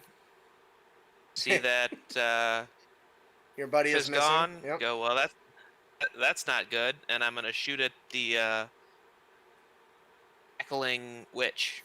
Okay. Does that laughter? Does that give me something? Advantage or anything like that? I don't know. She is incapacitated and prone. Incapacitated gives you advantage, but prone gives you disadvantage. They negate each other. It's a straight roll. Well, hang on there. If she's, oh, but she's not prone. Is she prone? She's not prone, is she? It says, target was saving throw or fall prone, becoming incapacitated and unable to stand up for the duration. Ranged attacks against a prone So- target have disadvantage. Right, but the incapacitated state gives you advantage on attack rolls. I think. Yes, but then you're also, yeah, okay. God damn, that's too much. That's too much thing. Okay, my brain. You're right. Go with it. Okay. So straight roll is 7, so 18 to hit. That'll do it. She's incapacitated, so she can't put her shield up again. This time it is even better. 10, 15, 16, 17, 21 points of arrow damage. Whoo! You release a heavily barrage. Like, do you prefer like reflavoring all that damage as like a quick barrage of shots, or do you just like one precision So shot? with the insightful fighting, I saw that. I didn't even think of what I could be for her. I identified a weakness, and then for a crazy priestess, It was. Think of a weakness. I identified a weakness, and then I shot it. Okay, And so I'm it's just a totally single shot. spacing Yeah. on it. Yeah. Yeah. All right. So as she's cackling and just screaming, you identified a gap in her proverbial armor, I guess, and managed to catch her right under the armpit. Um, and she screams and bellows. Now, does that break the Tasha's laughter? Wisdom save. Well, that's not great. DC 13, right? And she is going to succeed. On the thing. So she quickly breaks free. She pulls the arrow out from underneath her arm, and she hisses, "You will join Dagon. You will be his meal. I promise you When that." when she's in the middle of monologuing, I immediately close the door. You hear a very light "How dare you" when I'm talking to you. All right. She looks around and she doesn't see. Is your rope dangling from that, or did you pull it up, Griff? No, the rope is like sort of just dangling in the middle of that circle. Okay. But I guess If from you above it. pull it up, your whole area you become invisible. Yeah, that's Pull it what. up Oh. behind you. That's why I Oh, was asking if you would you have done that?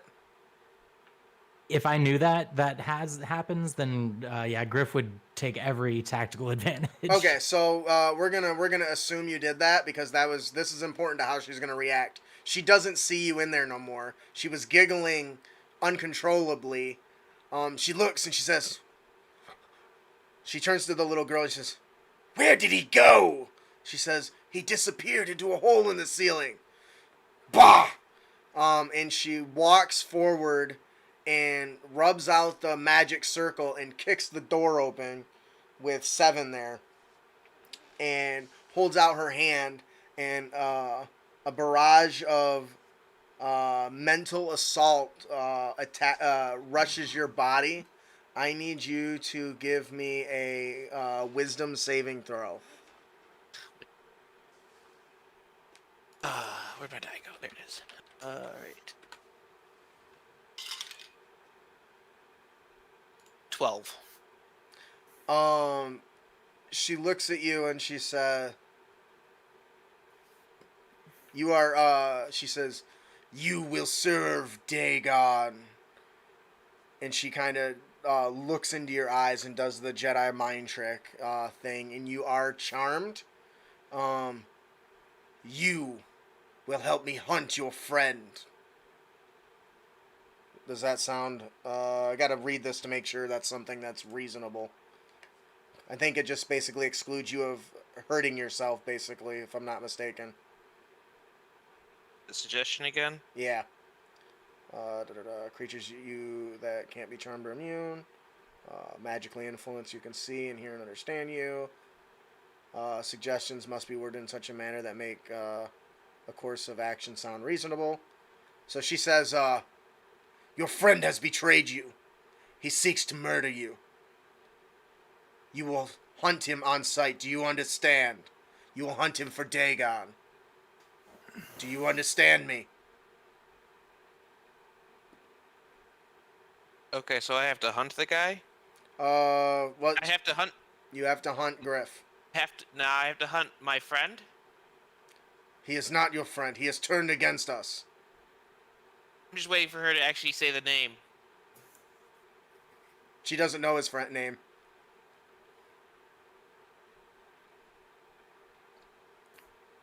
So she wouldn't be able to say that. She doesn't know his name. Okay. Says, I have to know who I'm hunting.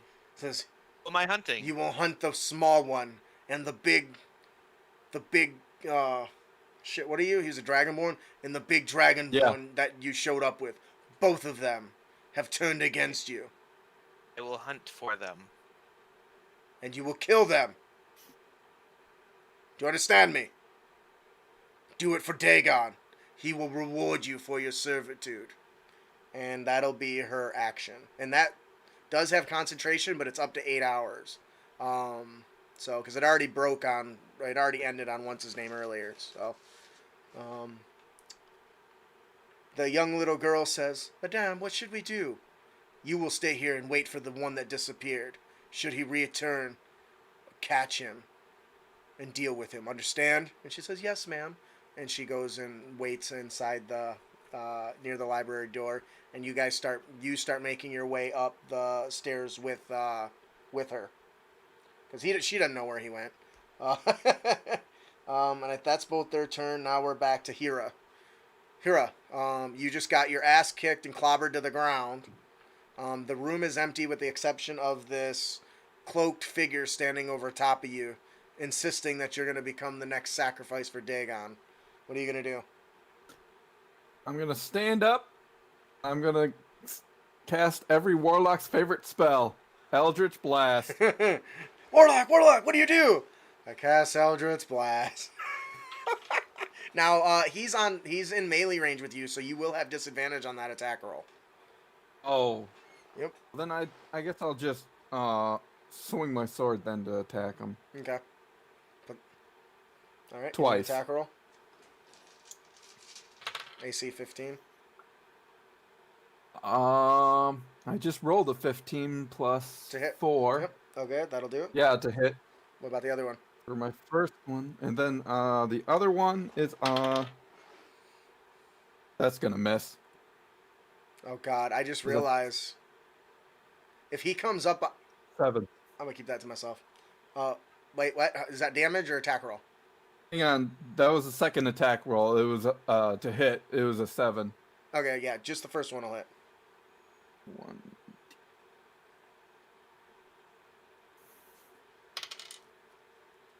Ooh, max damage. Plus, Nice. So that's 9 damage. You do a quick onslaught. He manages to parry one of your blows. You kind of jump back, and you're able to push him forward a little bit. He parries, you parry, he blocks, he attacks, he strikes. You guys trade off blows, and you land a really good one right into penetrating his shoulder completely, and he roars and bellows and curses your name to Dagon. Anything else? How long is that Balgar around for? 1d6 rounds? Well, even if I lose my concentration, it'll be 1 hour. It's if you No. stop concentrating on it, it goes Wait. away after 1d6 hours if you've lost Oh control yeah, of it. okay. 1d6 hour? Oh my God, this thing's gonna be running 6 around. rounds. Excuse me. D6 rounds. It is rounds. Okay, I was like, damn, that thing's gonna be running around forever. No, okay, so I rolled a 3, so he'll last 3 rounds. To speed this up a little bit, we're just gonna say that. Well, no, because he may not. Yeah, we'll just say he fights and dukes it out with the other one, and he does end up killing the the gentleman outside. And you hear a roar and bellow in success. The one that's standing, that you're trading blows with, Hira. You trade back and forth. He kind of glances just for a second as he hears the thing bellowing. You can see the wind is pushing the door open and slamming it open and closed. It looks in at you guys and starts kind of charging towards you guys. And this guy's freaking out. He quickly tries to pivot and swerve around you, so he's on the other side of you, and you're closer to the charging Bulgara. And he makes 2 more attacks against you. Oh dang. Damn, I can only get 1 hit for some reason. 3d6. 8. For 9 points of damage. As he comes in and wails on you, I need a strength saving throw. As he hits you with his mighty oar and tries to pound you back into the ground.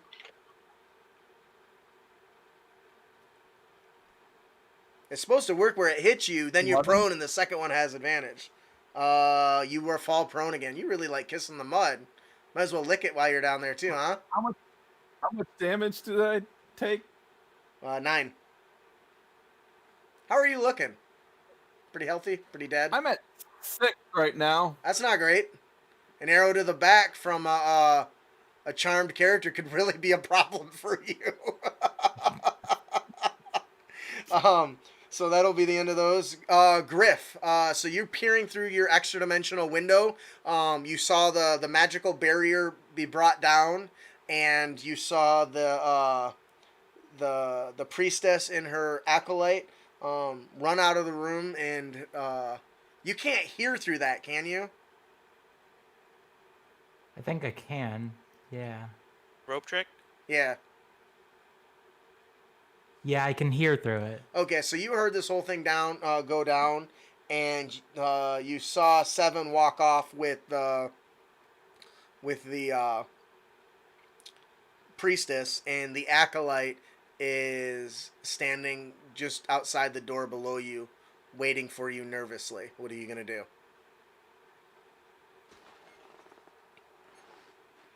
Okay. This is what I want to try to do. You can certainly try. And I have I'm gonna use my action surge if I need to, which I'll probably need to. Mm-hmm. I have a hunting trap. Okay. And what I want to do is like tie it to the end of the rope, jump down, and try to snatch the other priestess or whoever, the girl, try to like get her leg, clamp her leg with it or something. I like that. I can see that. I would say I'm envisioning like a secret agent person running one of those things down from like hanging from when they're inside the ducks, and you're trying to secretly get it nearer and then move it just enough to catch her and snap it, right? I would say... The other thing that I have is block and tackle, which is a set of pulleys. And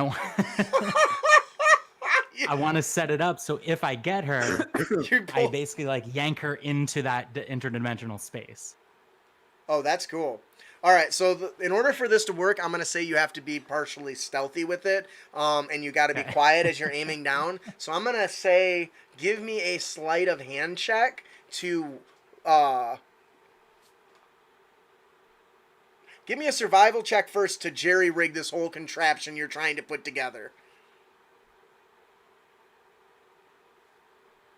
16 for the survival check. So you quickly put you bust out your pulleys, you put them on some little rods, and you tie your trap to your rope, and you start lowering it down. I need a sleight of hand check to get close enough without her noticing. That's going to be an 11 for that sleight of hand. Let's see how she does versus her perception.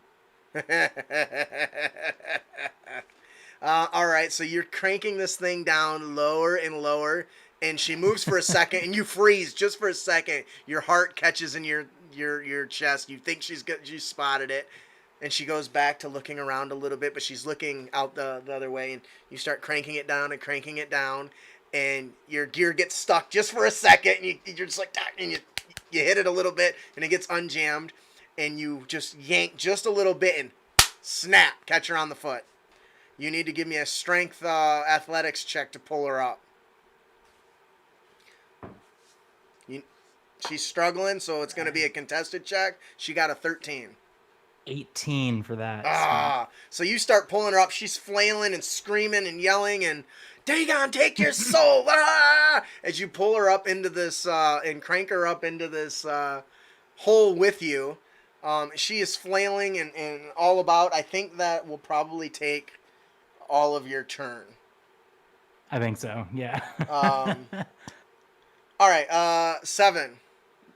You are walking back towards up the curly stairs with the light going back up towards the top, along with the priestess. She says, "You will serve Dagon well.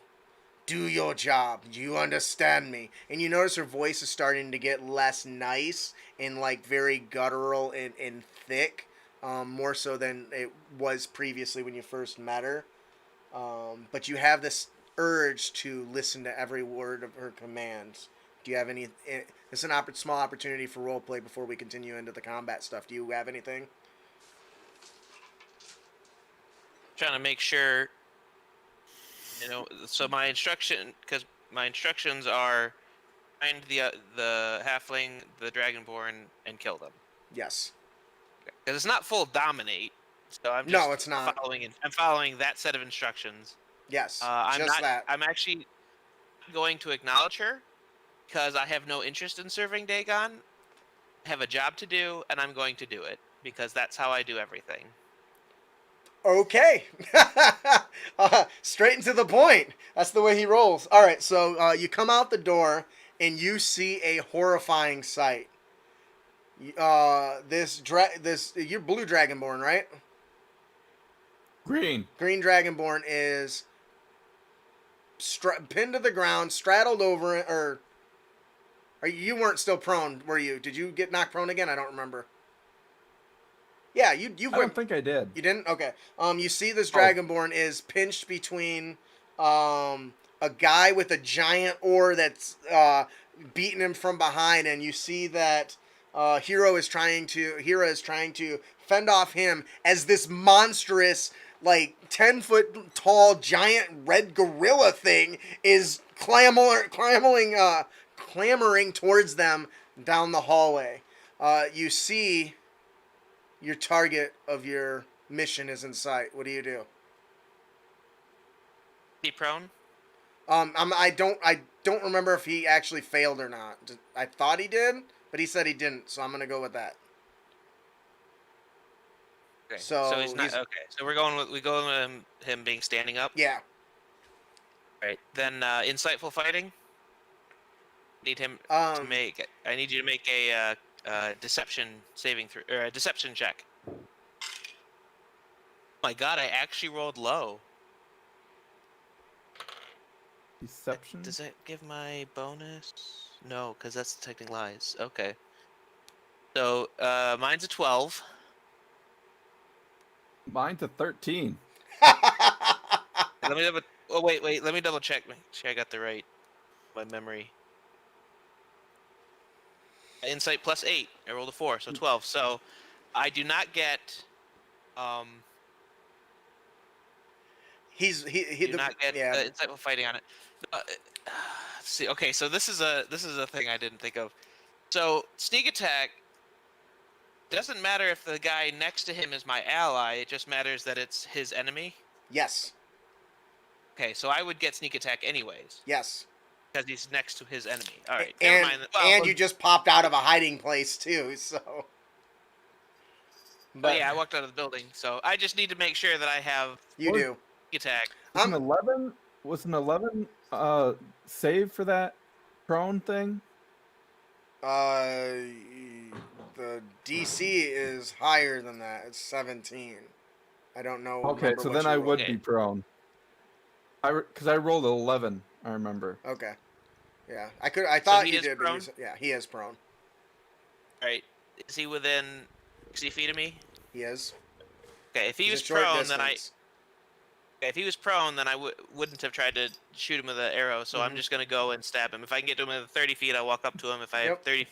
60 feet, I'll dash. But Yeah. all right. So he's prone. I will walk up with melee, and I will stab him So- to death with my rapier. So that is a 18 to hit. I'm sorry, 18 to hit. Yeah, that hits. Oh man. He has an enemy adjacent to him, so that triggers my sneak attack. And 6 hit I'm gonna points. die. So, Hero, I'm- you look up expecting your buddy here to help you out. You're like, thank God he's here. All right. I kind of feel bad, but I don't. 5, 6, 10, 13, 17. Oh, shoot, that's the wrong die. Shoot, one of those was the wrong die. I did that with my rapier, and I used my short bows die. So one of those should have been a D. Do you want me to re-roll all of it, or just pick one and re-roll Just it? pick one and re-roll it. Okay. A middle. All right. Oh God. That was an 8. All right. So 12, 16, 17, 22 plus 4, 26 points of damage. It's the instant. I'm so what's dead. the instant death rule? Is it half your hit point? I think it's twice your All hit your- points. Because I'm at 6 health right now. What's your total hit My points, max though? is 67. Yeah, I This think is 67. you have to take double your hit points in the negative. So, okay. Okay. So yeah, so he's just unconscious. He's just really unconscious. So I'm having a Vegeta in Nappa moment right now, where he says, "You gonna help me, Vegeta? Vegeta, help me, Vegeta, Vegeta, Vegeta." So Hira, you come in a 7. You look down, target acquired sort of mentality, and just finish him off. Instantly, the other guy just looks at you in shock and looks back down, looks at you, and she turns to you and he says, "Well done. Where is the other one? We must find him." And she looks up and sees this massive Bulgara thing charging at. She says, "Well, that's a new one." And anything else, 7? Nothing else I could do. Because all I need to do now is go find Griff. Mm-hmm. Oh, actually, no. That's the end of my turn. He's unconscious. It's the end of my turn. All right. She looks around and she says, "What the hell is that thing? What in Dagon's name is that thing? We must deal with it immediately." As it starts charging up and just flailing around wildly. And she holds out her hand and a crackle of energy leaps out and it's going to be struck by a powerful where the fuck is it there? Glowing white skulls.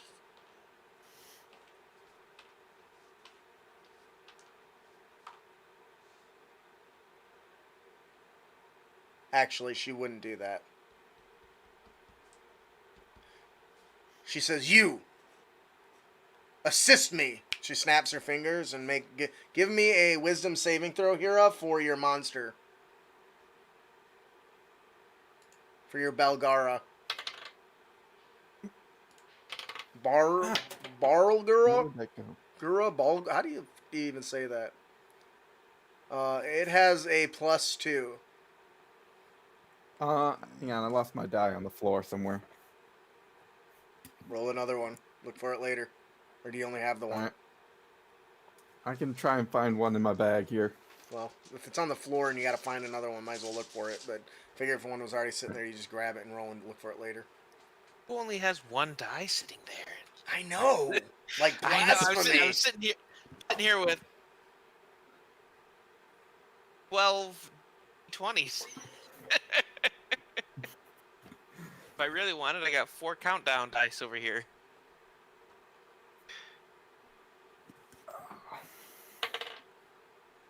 That's a nat 1. It stops rushing and is now under her suggestion. He says, "You stand guard." And it goes to the door. It just stands there. "Do not let any escape." She turns to the acolyte lady is now has been dragged up into this thing and she's screaming. She's starting to like pound on you. She holds out her hand and you see a gout of fire and she catches you in a burst of burning hands. Griff. Do I need Is that to do any death saves save or yet? anything? Or It is a set. You will on your turn. okay. Well, I haven't got there yet though. Yeah, it is a dexterity saving throw. Is this like a Gonna be an big 11. room? Like, what size is this interdimensional portal thing? This room? Like, if you're in the same area with her, I can't imagine you'd go anywhere. It can hold up to 8 medium or smaller creatures. Okay. 3 by 5 foot window. Okay. You're gonna take 18 points of fire damage. Hey. Yikes. Yeah, she cast it a higher than a first level. She opens up her hand. The gout of flame, this torrent of flame, just catches you. And she screams. She's very scared, like you would expect, and it's like, get away! But it's like fire magic coming out of her hands. She's clearly new to this. She doesn't have the stoic attitude that the priestess has, and she's got a very green look to her. Not green like look, but like newbie feel to her. It is now Hira's turn. Give me a death saving throw. 2. That's one failed. Two more, and you are dead. The one bad guy is dead. Um, the other one with the oar looks up and says, "Mistress, what can I do?" Well, we're unable to. We caught him by surprise, but he was stronger than we could. He was stronger than we anticipated. He created that, and it looks over at the Bulgara thing in the corner. She says, "I see. I understand then. Where is Lauren?" Well, he looks over at the big Bulgara, judging by the color of his fists. Probably not coming. She says, "Understood. There is another one of these," and she points at you, Seven, and points down at Hira and says, "There's another one loose here. He used some sort of magic. I was distracted and was not aware of what technique he used. But I suspect he may still be on the premises. We need to find him. I have... Your sister is in the basement covering that. Why don't you join her? And take this with you." And she nudges at Seven. "I have work to do." When he says, "Yes, ma'am," and he starts walking back towards the passageway. Griff. Okay. Griff Is in an oven. Griff is gonna point his hand like right in the acolyte's face, and his hand is gonna sort of crackle with blue, crackling energy, and glow blue, and he's gonna say, "You seem unlike your boss. You seem reasonable, and seems like you don't want to die today either. So." No, sir. So why don't you help me and my friends instead of helping the evil lady? Well, I don't. Give me a persuasion check with advantage. All right, that is gonna be a 15. You are successful. She's like, "Look, I don't want to be a part of this. I'll help you the best way I can, but the mistress just has a way of convincing people to listen to her, and her magic is powerful. So stumbling in here that day for help has put me in an awkward situation." You let me worry about her. Can you break the spell she has on my friend? I don't know. We can try. It does take quite a bit of concentration to maintain the coercion. Maybe you can disrupt it. A good knife to the belly would do it. But I myself probably cannot undo the enchantment. I mean, I'm sure there might be a spell for it.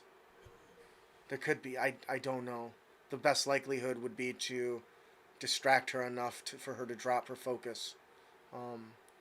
That could be all that I could tell you. The power of suggestion is hard to maintain. I release the hunting trap, and I just sort of point towards the door and I start moving towards the door and like beckon her to follow me and say, "Let's go." And she does. She's clearly, you can tell she's shaking. She's clearly, and ever since you got here, you've noticed she's not the as devoted, I guess you could say, as the priestess is. So she follows you. Says, I, she can't know that I'm helping you, because if you fail, she'll kill me too. And I'll become Then- a sacrifice to Dagon as well. Then let's not fail. That's easier said than done. She almost got you.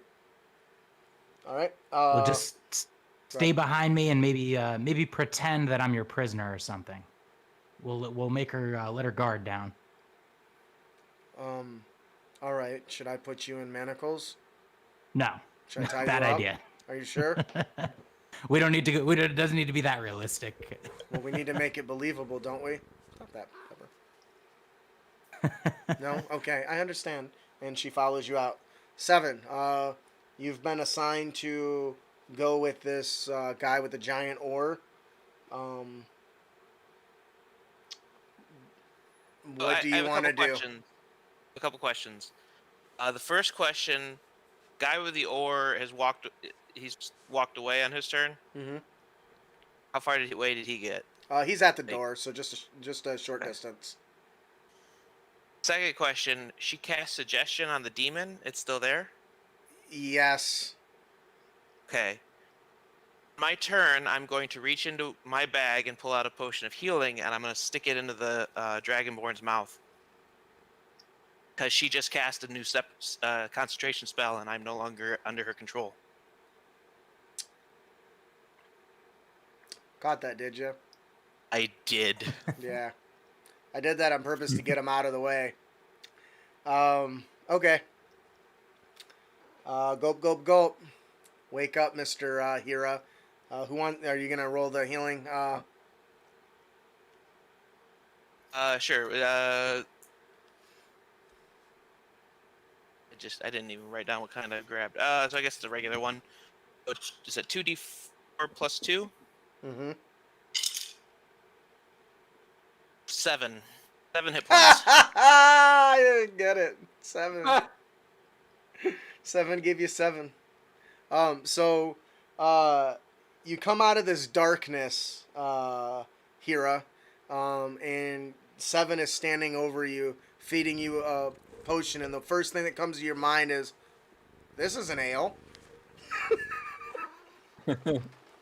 And now you have some hit points back, and she says, blast! And she turns to you. You dare continue to ignore my orders? And she spouts some nonsense at you that I can't make up right now. So, anything else, 7? Is she still right next to me? Yeah, she's within 5 feet. I'm gonna insightful fighting on her, Okay. and that'll be my bonus action, and then I'll be out of actions. 14. Just spaced on. Oh yeah. Total of 20. Nice. Love that +8. I So bet you do. She I really do. She says, "You dare turn on me?"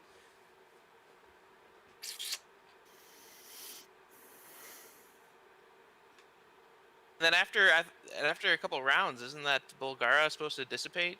After 3 rounds, so it won't get another turn if that's what you're asking. Making sure that this guard she just used her spell on is about to dissipate. Yeah. No. Makes me feel a little bit better. Right? Hang on. With a caster, sometimes you have options, and I'm trying to figure out what the best one is for this particular situation. Okay. She says blast, and she holds out her hand, and a raw glowing energy of fire appears, like a glowing orb of energy, and she holds it out and releases a gout, catching you both in burning hands. Dex save? Yeah. Ah. Oh, 18. Yep. Oh, come on. 20! I got a 20. Did you really? That's fascinating. That's only Yes. half damage. So that Dang. is 11 points of fire damage at you guys. Okay, evasion, so I take none. I fucking hate evasion.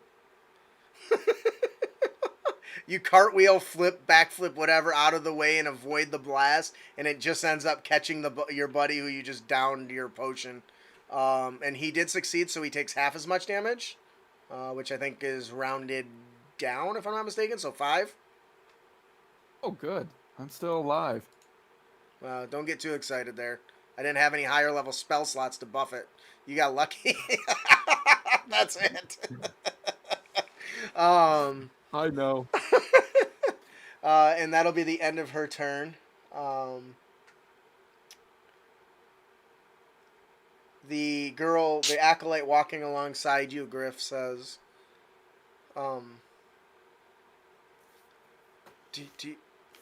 you sure that I need to follow you? I don't... If she sees me, we're gonna be in trouble. And then as she's talking, you spot somebody with a giant weapon, stick, walking down the aisle, and she stops and freezes and says, "He's kidnapping me," and points to you. Hira, it's your turn. Okay. So this recess person is nearby me, right? Yep. Within 5 feet.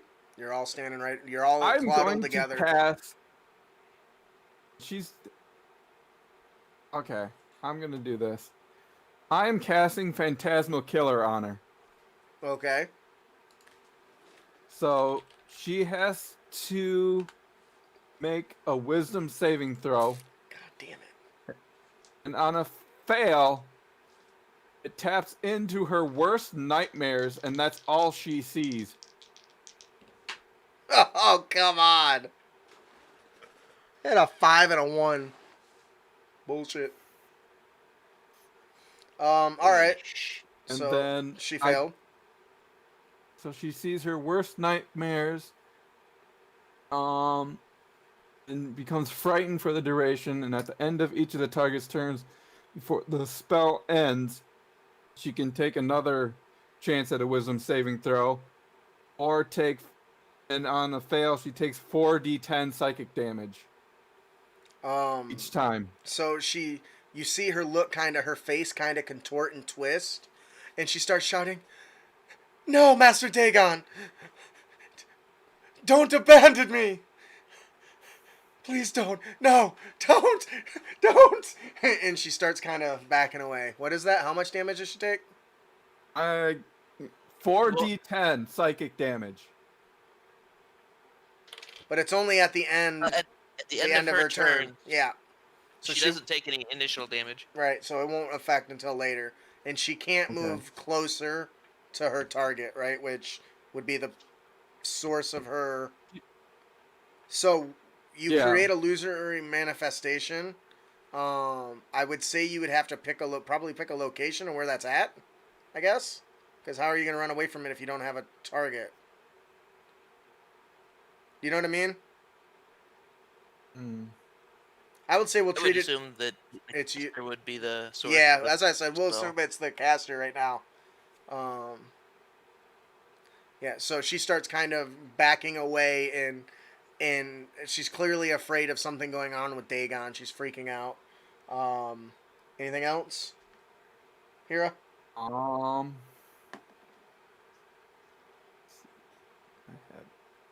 I don't think I have any bonus.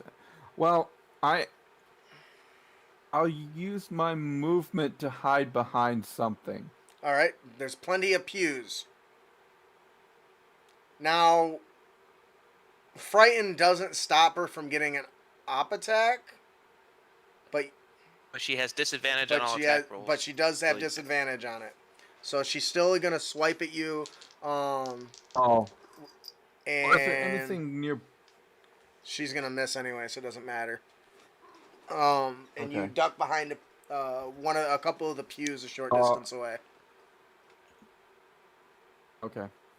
unless there's something else. But that's the thing that's most plentiful I around. was I was gonna say if there's a pillar nearby, then I would want to go behind that. Not really. It's a giant cathedral. I mean, Okay. um, I'll go behind a pew. yeah, and you crouch behind it low. You guys, Seven, and you guys look over and you see the giant beast-looking ape creature start walking towards you, and a giant circle of fire appears below it, and a flaming hand comes up, grabs onto it, and drags it back down. And poof, it's gone. The guy with the oar spots you there, Griff, and dashes towards you, and tries to attack you with a barrage of blows. He's going to get a 17 and a 8. Those are both misses.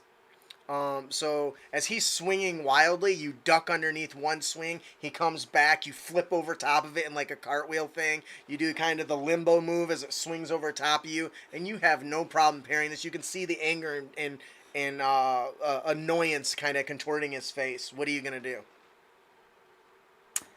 I turn to the acolyte and I say, "You're a survivalist. I can respect that. You're trying to stay alive, but you're on the wrong team. What's your name?" Oh, son of a bitch! Hang on, I gotta find it. It's Annette.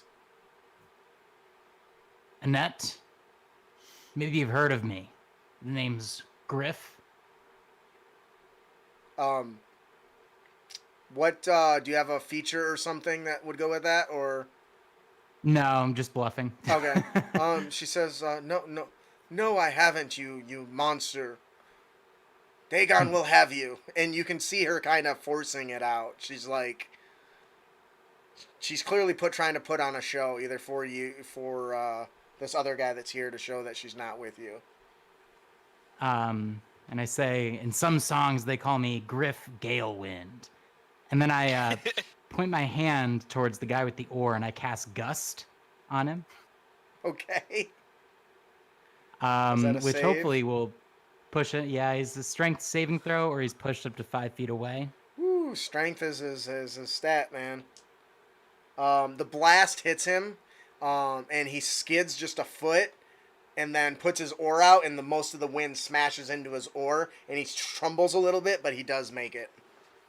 And I'm going to use my war magic, since that was a cantrip. I'm going to, as a bonus action, attack with my crossbow. Nice. And that is a Now, 17. He didn't actually get pushed back. He did succeed on the save, so you will have Okay. disadvantage. I apologize if that wasn't clear. Do you want to do No, a that different makes action? sense. Nope, same thing. It's Okay. going to be a 14 then. That's with not. Yeah, disadvantage. that's not going to do it. He sees it coming, and he quickly twists his oar and catches the bolt with his oar, the big broadside of his oar.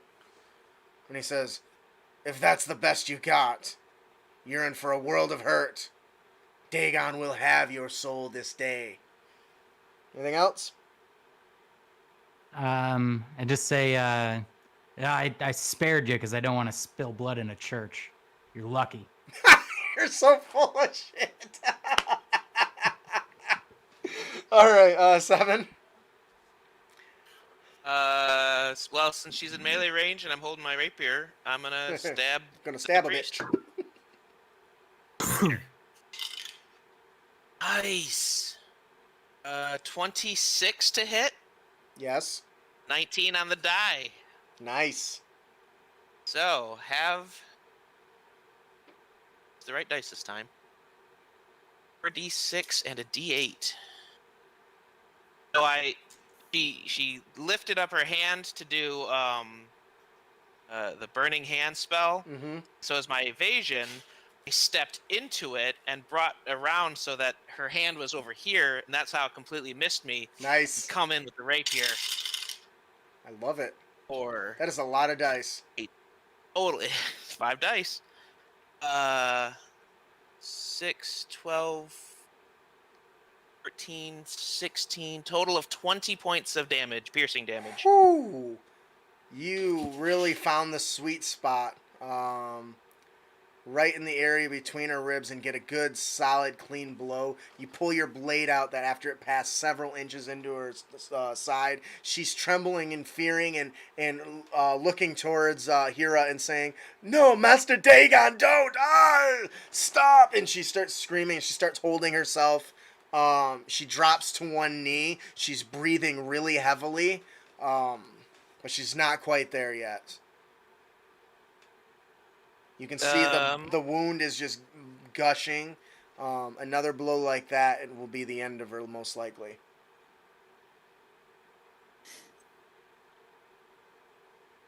No, I'm gonna stay up in her grill.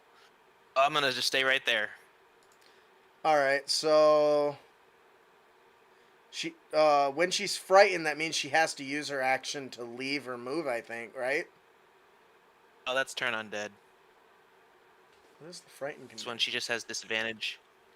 Disadvantage on attacks rolls and ability checks, and she cannot move near the source of her fear. Okay, so she's I would say she's probably she's drops to one knee and she's frightened. She's screaming everything. "I'm here to serve you, Dagon. Do not do this to me. Do not abandon me." And that's all she's gonna do. I'd say she's flailing wildly with her attacks and might hit you by accident. So we'll just roll with disadvantage. Not that it matters because I'm rolling like poop today. And you're able to easily kind of dodge and parry and avoid kind of her blows. Now she's going to take psychic damage, I think. 4d8. Why don't you roll that, Hira? 4d10. Oh, fuck, that's worse. It also says at 5th level or higher, it increases by 1d10 for each slot level above 4th. Yeah, what level are you casting at? For you, it's always at your max level slot, whatever that is. Oh wait, it would be 4th level, wouldn't it? I don't know what Never mind. I don't know what level you're at, but yeah, 4th level is my highest right now. yeah. Next level at 9, it becomes 5th level. Okay. So See, I know a lot about the game, but I forget most of it. That's why I rely on you guys. a lot of warlocks, 5. a lot of hexblades, I should say.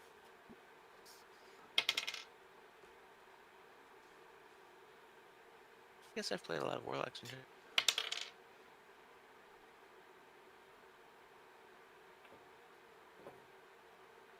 Um.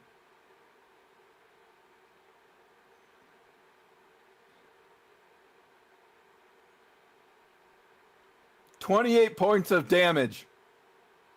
How? Damn it. Okay.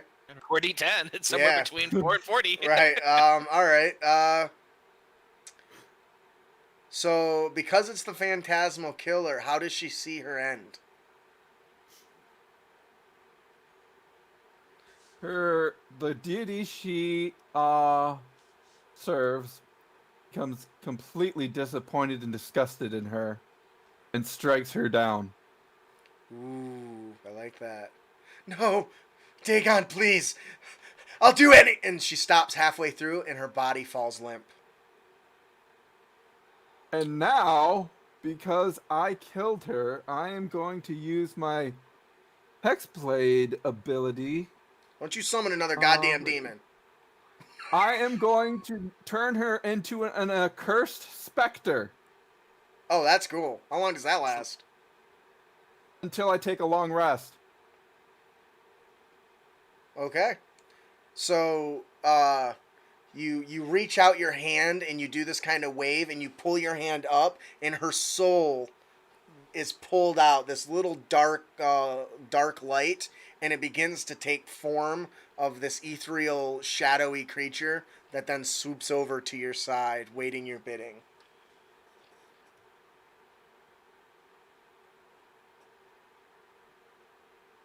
All right. Bad guy is engaged with you, Griff, with his big giant war paddle. He does a barrage of blows and tries to strike you down with his big paddle.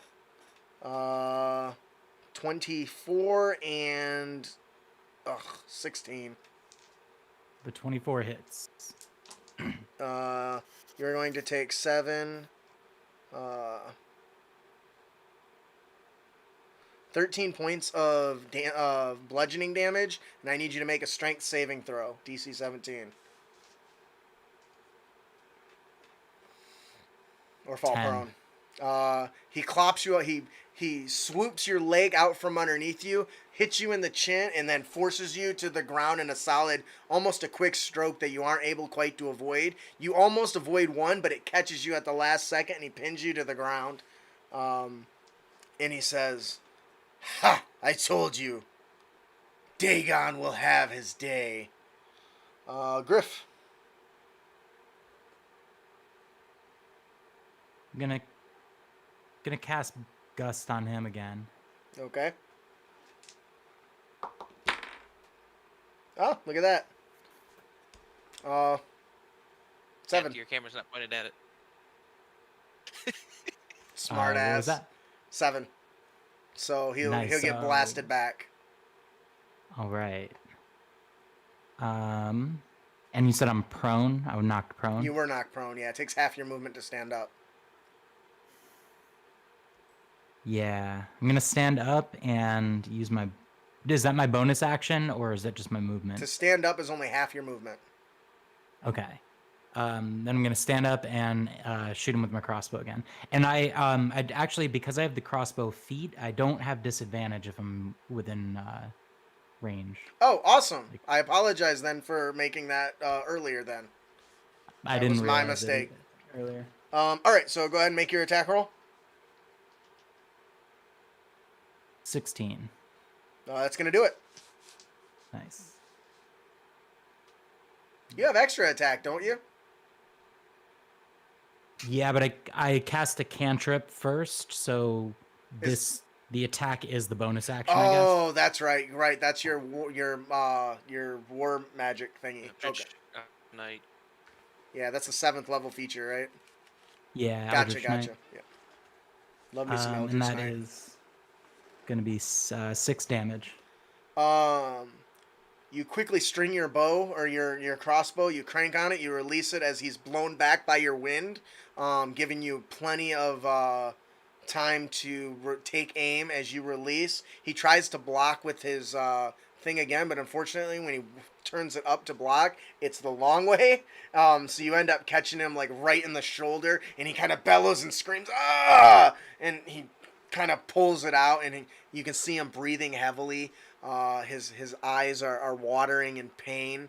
You can see anger in his eyes, and he says, "Dagon, we'll have you." He turns and he looks over at Annette, and he says, "Do it. Take him. Send him to Dagon." Anything else, Griff? Can I see Seven or Hira from where I'm standing? You can hear the scuffling in the distance, but it's hardly worth anything at the moment.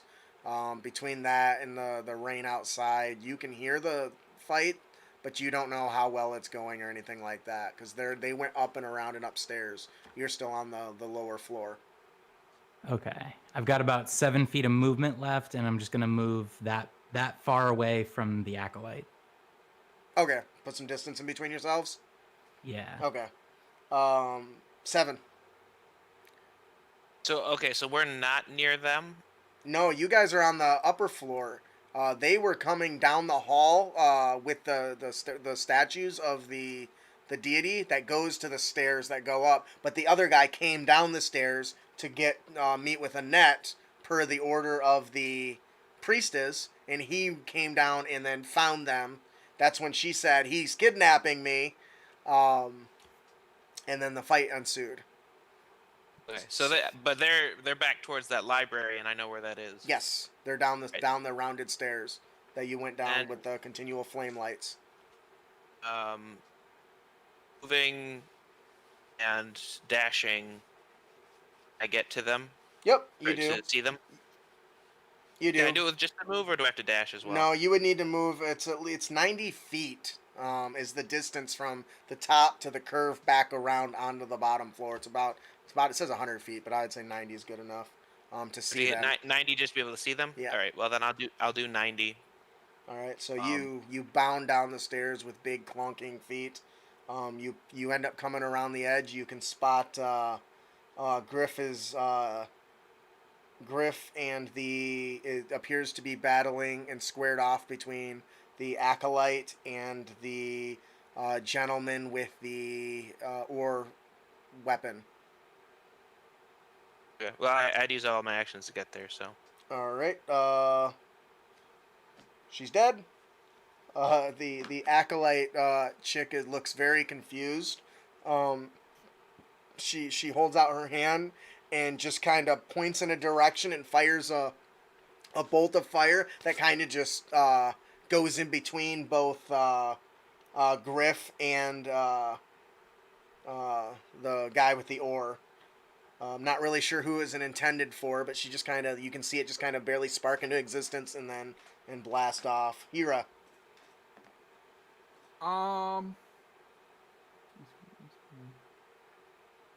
So they are 90 feet away. My specter. I'm gonna send my specter down to him. Okay, you're gonna stay up here. Yeah, How far can it move? 50 feet. Okay, so it'll get about halfway down the curling ramp that goes downstairs. Is that yeah. is that how fast it goes normally, or do you have to use the action to get it to go that fast? That's its normal. Okay, so it could dash then if it wanted to get down there in one turn. Yeah, I'm trying to look something up as well. Again. Oh. So the specter has its own turn. Yes. So We're just gonna put it on your you can have it go and then you can go or whatever order. I don't care at this moment. all right. Well, I'll have the specter.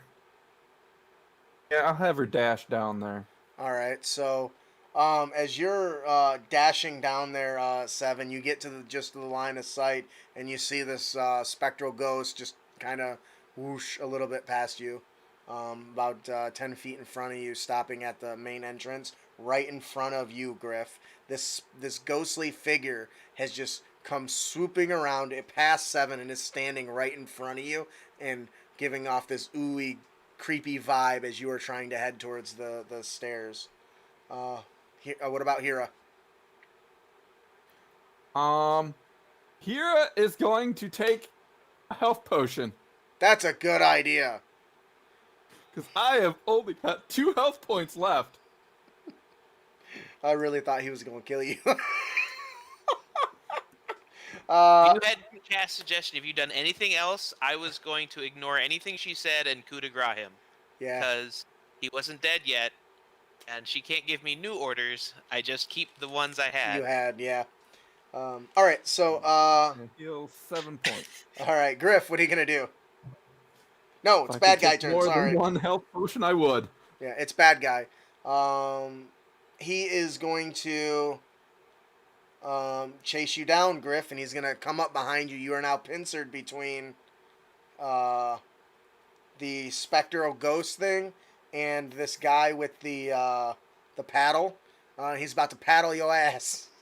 But he's bleeding pretty profusely, and his you can see his form is not as strong. He's trembling a little bit, and he's rocking in his boots. He's gonna make 2 attacks, and both of them are going to miss. Fuck. You can see his moves are becoming slow, and you can easily twist and dodge him out of the way with barely even breaking a sweat. What are you gonna do? I'm gonna cast Gust on him. Okay. He is gonna succeed as you give him a blast to the face.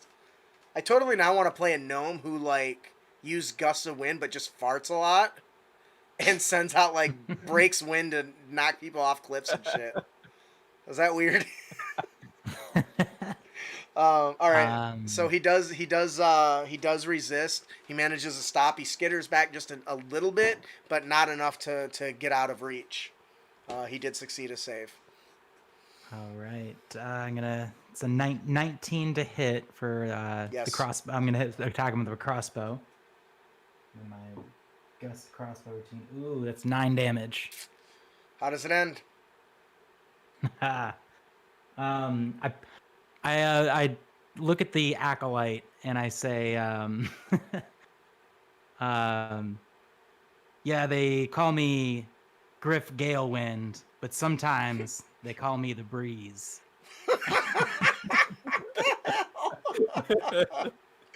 And how does he die? And without looking at the guy, I'm still making eye contact with the acolyte. I'm just sort of pointing the crossbow without looking, a no look shot. As I say, breeze. Catch him right in the head and he just falls over.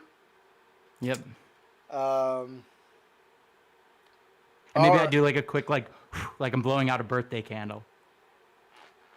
All right. All right. And I think that's where we're gonna stop it. You guys are down in these catacombs of underneath this church. You just Annette Griff has convinced Annette to work alongside you guys. You've killed the priestess of a church. How do you feel about that, Mr. Heroes? You It's in the guys. church, and with this one, I'm fine. I do think that's where we'll end it for now. And when we come back, we'll continue off with the discussion with speaking with Annette and sharing any information that she may have about the situation and giving you guys more of the next steps on your journey to figuring out exactly what's going on in here. Obviously, whoever this Dagon is pretty important. So, do you guys have any questions before I close this out? No, this is fun. Love it. All right. Should I use? What's I that? was thinking about using the specter to intimidate Annette. Okay. Well, if you come back to the next game, you can do that. Okay. Because I'm going to be honest, it's 10:06 and I really got to piss and I wanted to end at 10 and it was a good stopping point. Okay. All right, so that'll do it for our the last breaths of Ashenport, part 2 of our monthly Patreon game. We play every third Saturday unless some weird shit happens and changes everything up. But before we close out, we're going to go around the table once again. Tell us who you are, who you played, and what you like about the game today. We will start with Steven this time. I'm Steven. I played Hirithak, the pirate dragonborn. I loved actually being able to use that. I actually used that summon graded demon spell. Even though the control didn't last as long as I wanted to, but yeah. I was actually pretty worried about that for a little bit. I thought that thing was just going to stomp everything inside of this encounter. I was like, oh, shit. Awesome. What about you, Lou? Yeah, so I was Griff, and I think I'm going to stick with Galewind, Griff Galewind. Are you sure? Yeah. They call me Star-Lord. Oh, gosh. And actually, yeah, so I think he came up with a better term than the Griff Brothers, which is just the Adventurers for Hire. The AFH is going to be the name of his organization. So it's all about branding. I love it. Anything about the adventure you enjoyed so far? The setting, I think I said this last time, but the setting is really good, and I love the fact that like you, just for example, like change the club to an oar, like you're just keeping it like consistent with the flavor of it, and I love the setting in general. So it's Me too. it's a lot of fun. It's really cool. Awesome. Thank you, Lou. Troy. I'm Troy. I played 7, the Warforged Rogue. And I liked a lot about that. I think I really like that I almost killed another player, which I haven't done since I DM'd in 4th edition. And I love that you oopsed on that suggestion and let me totally 180 the entire situation because, man, that would have been really bad because I said I would have killed him. That was the instructions. I'd have killed him, and I Yep. found, and I like nothing against you, but I probably would have killed you too because this guy puts out some disgusting amounts of damage. It could Plus, have. you managed to make the effect. So, Yeah. Well, I'm glad. but I'm glad you guys had fun. I personally, one of my favorite parts of this is the unexpectedness that just comes from it. Um, I play a lot off of you guys, and you guys give me so much to work with. It's awesome. The pissing in the confessional, man. Oh my god. That spell slot was the difference from her dying and not dying. I wasted a spell slot for you to lick up your own urine and then couldn't cast shield on myself when I needed it the most. So I ended up screwing myself with that. But that was because I was playing off of what your actions and stuff. I do like and Go ahead. at first I was really annoyed by the total left field thing of peeing in the confessional, and then I was like, you know what? That's gonna mess them all up. Like that's not It was really where I thought this was gonna go, but it was a let's see what tactical happens from there. defiling. Yeah. It really did, and it made me waste precious resources because he needed to be punished. I was like, how would she react? Oh, she's not letting him go. There's no way. So it was. You guys are a lot of fun. The hole in the ceiling, that was clever. Actually, I didn't know you had that ability, and that was one of the only ways to get out of that without a dispel magic or some other trickery to break the barrier. Although it is just magic circle inversed, it is altered to affect people so that they can catch people to sacrifice to this guy, and it really requires some clever ingenuity, and you hit it right on the head. When you said that, I was like, shit, can he do that? He can do that. So I was really happy for you, and I felt so bad too because you did the climbing. I was like, oh, that's genius. He can avoid it. Oh shit, it goes up in a cylinder. I was like, oh no, because I hate letting down creative thoughts like that. But you guys make this game so much fun to run, and I just want to say thank you for that. I hope you will join us in a couple more in the next month's game. Once again, I am your Dungeon Master, Total Dumas. You can check out our show, Crit Academy, every Sunday at 7 p.m. Eastern. So check us out tomorrow. We're talking the rise of murder hobos. So come and join us. We always got new and creative content for you to bring with you on your next adventure. Well, that'll do it. Let us all sign off. You all have a great day. Keep your blades sharp and spells prepared, heroes.